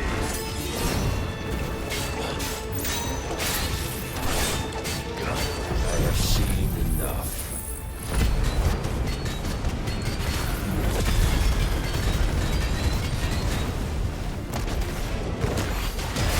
If reason cannot sway you, there are other means of persuasion than might. Cast off the chains.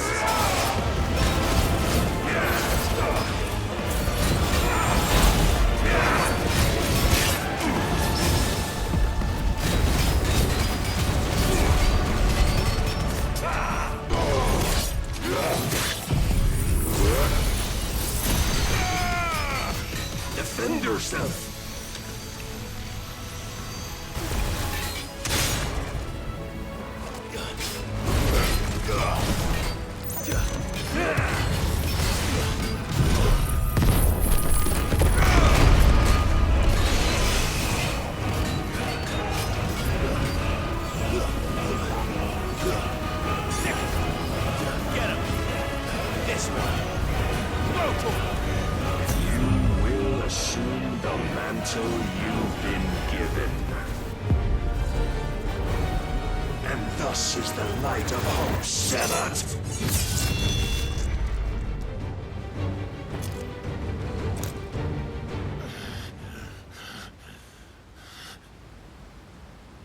You would yield so soon. Never. Clive!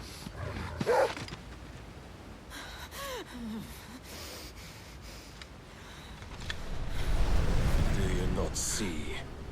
Your iron will weighs you down, dragging you ever further from your purpose. And what is my purpose? Mythos. Who are we? What are the dominants? The breath of the Creator still warm on our lips. We carry his light that we might guide the masses in his name. We are but mighty acts of God. We are more than that. You would be nothing without what he has granted you. The power we wield is his, and yet every time we draw upon it, it wears away at our very being.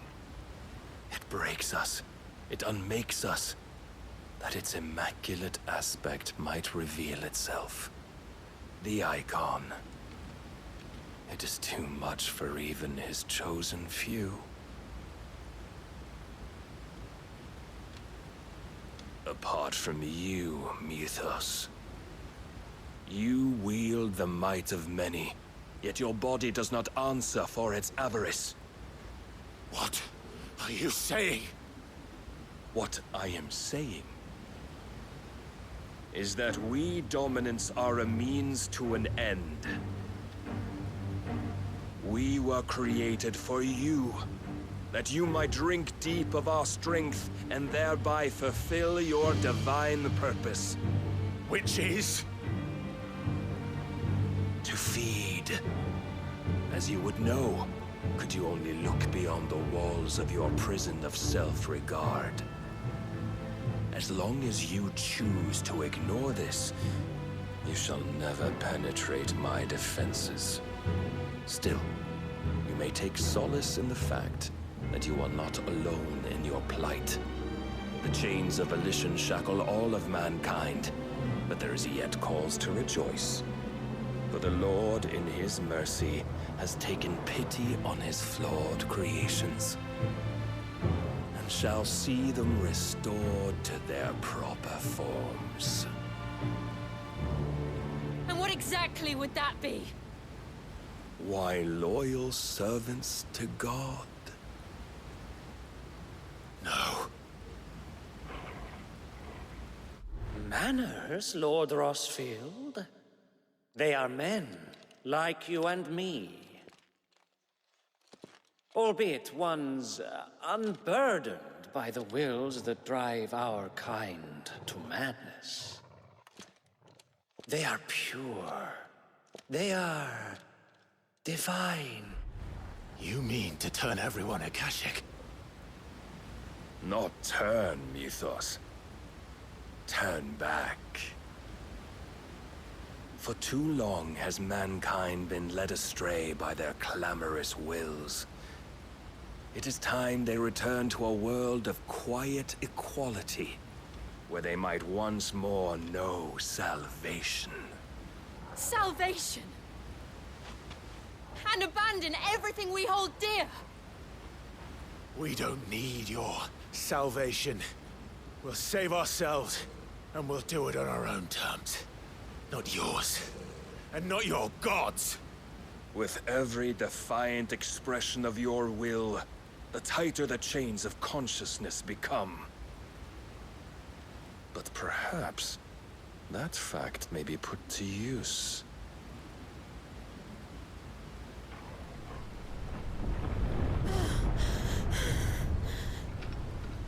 Clive! The faster it binds you to the remaining dominance, the stronger your hunger will become. Until it leads you back to the only answer there ever was. Mayhap not by the path my master intended, but back all the same.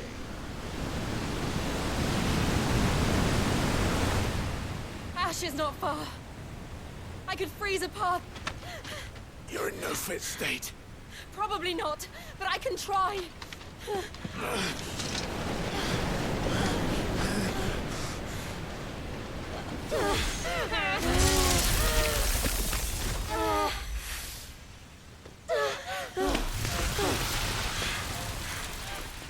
Don't look back!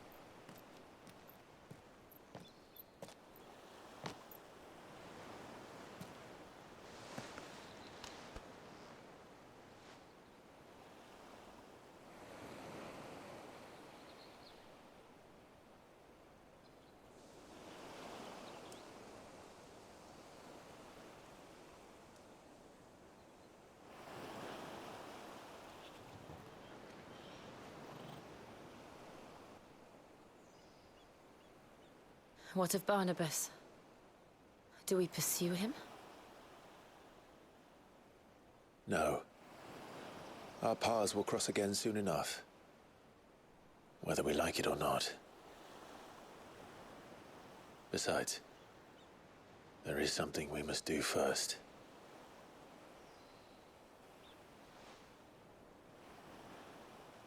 Of course. Drake's spine. The last mother crystal. The Einherjar is at the bottom of the sea. Waloed won't dare move on Storm without her. But they know we're coming now. We'll need a plan. And a damn good one at that. Then let's go home and find one. Ash will have to wait.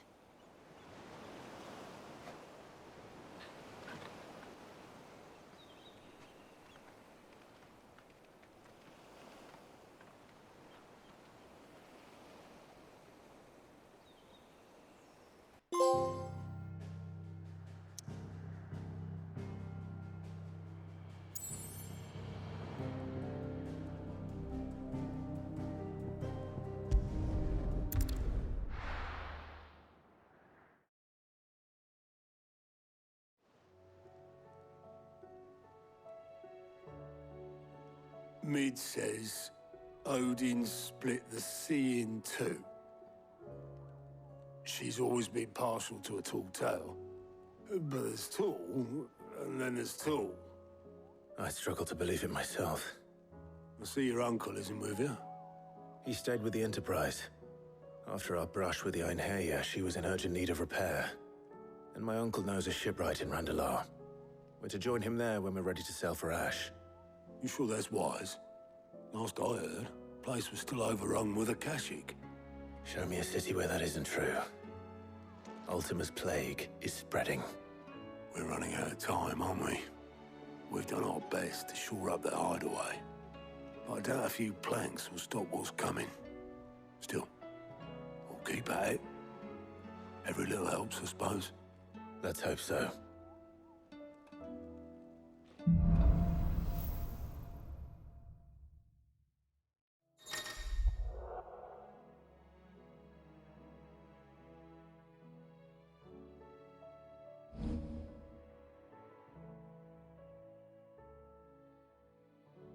I should visit Joshua, assuming Talia will allow it.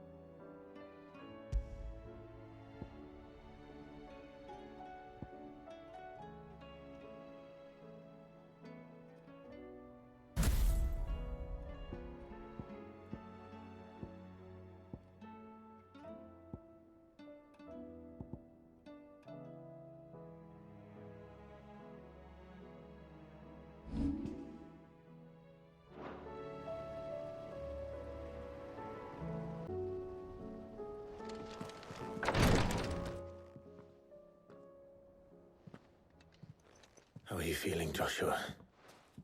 Better than I was. But not nearly as well as you should be.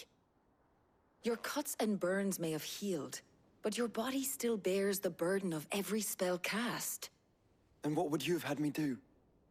It was no ordinary foe we faced. It was the Warden of Darkness.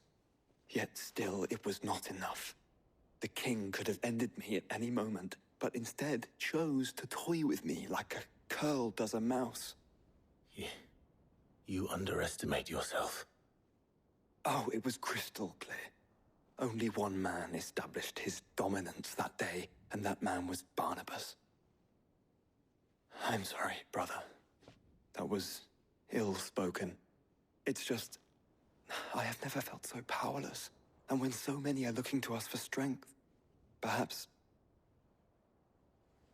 the prince feels the same.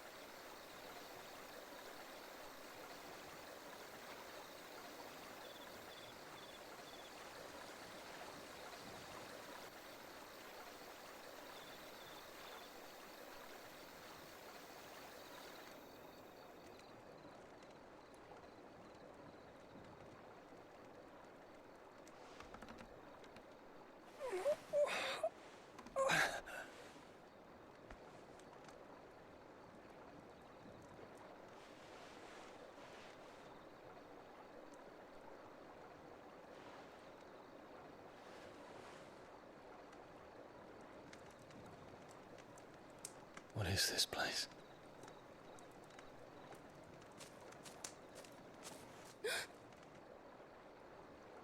Don't move.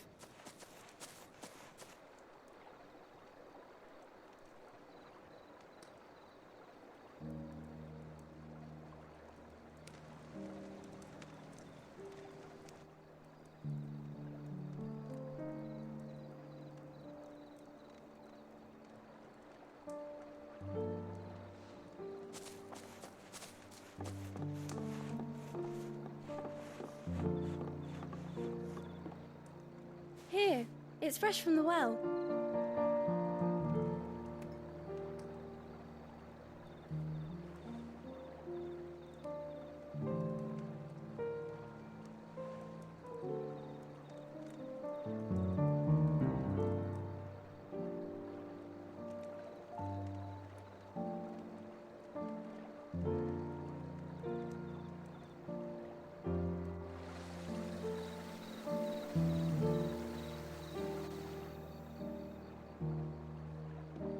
Grandmother told me spirits sometimes get lost, and that the lanterns guide them to their proper place.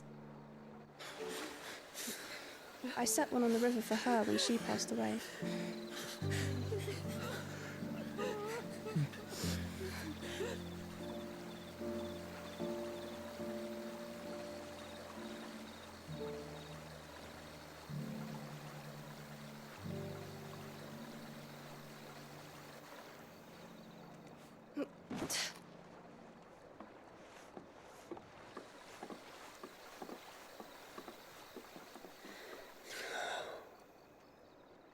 The fiend works from the shadows.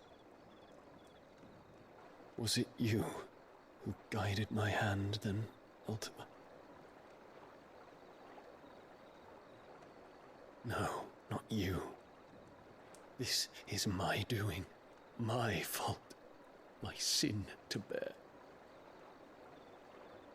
And for it, I must atone. Your hurts are healing nicely. It was my poultices that saw you well. You make them? And sell them, or try to.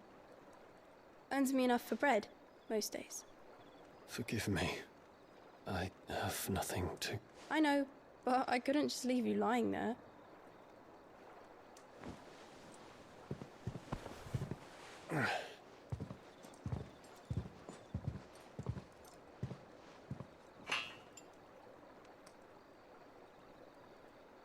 You're going then? Of course. I'm healed. Thanks to you and your poultices.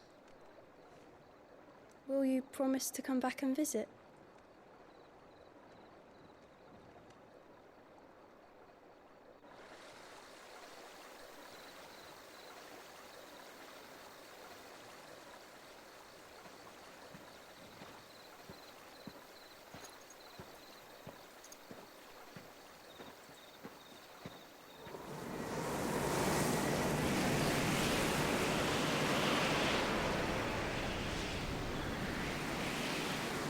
small phoenix.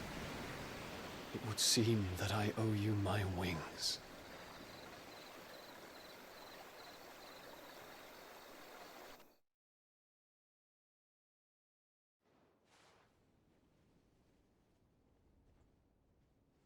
Perhaps he can find an answer. You will be returning to Waloed soon, I gather. I see no reason to wait. Then neither do I. I can think of a few, but I doubt they'll stop you. You will take your medicine. Of course, Lady Daya. Set on leaving already, are you? How long will it take us to get back to Ash? Dunno, about the same amount of time it took us to get here. Maybe less, if your uncle can find someone trustworthy to patch up the Enterprise. All depends on where we're putting into port, mind. Yes. It's not as if we can put ashore wherever we choose. We have to assume that the whole of Ash is hostile, and that we'll be attacked on sight. Then we must find a place they won't think to look. And I have an idea who might know of one. The Professor! I'll go and tell you come in. While you're plotting our course, I'll be in the shelves with your lawsman. I wish to pick his brains about Ultima. Then I'll talk to Karen about supplies for the journey. They may not be easy to come by in Ash.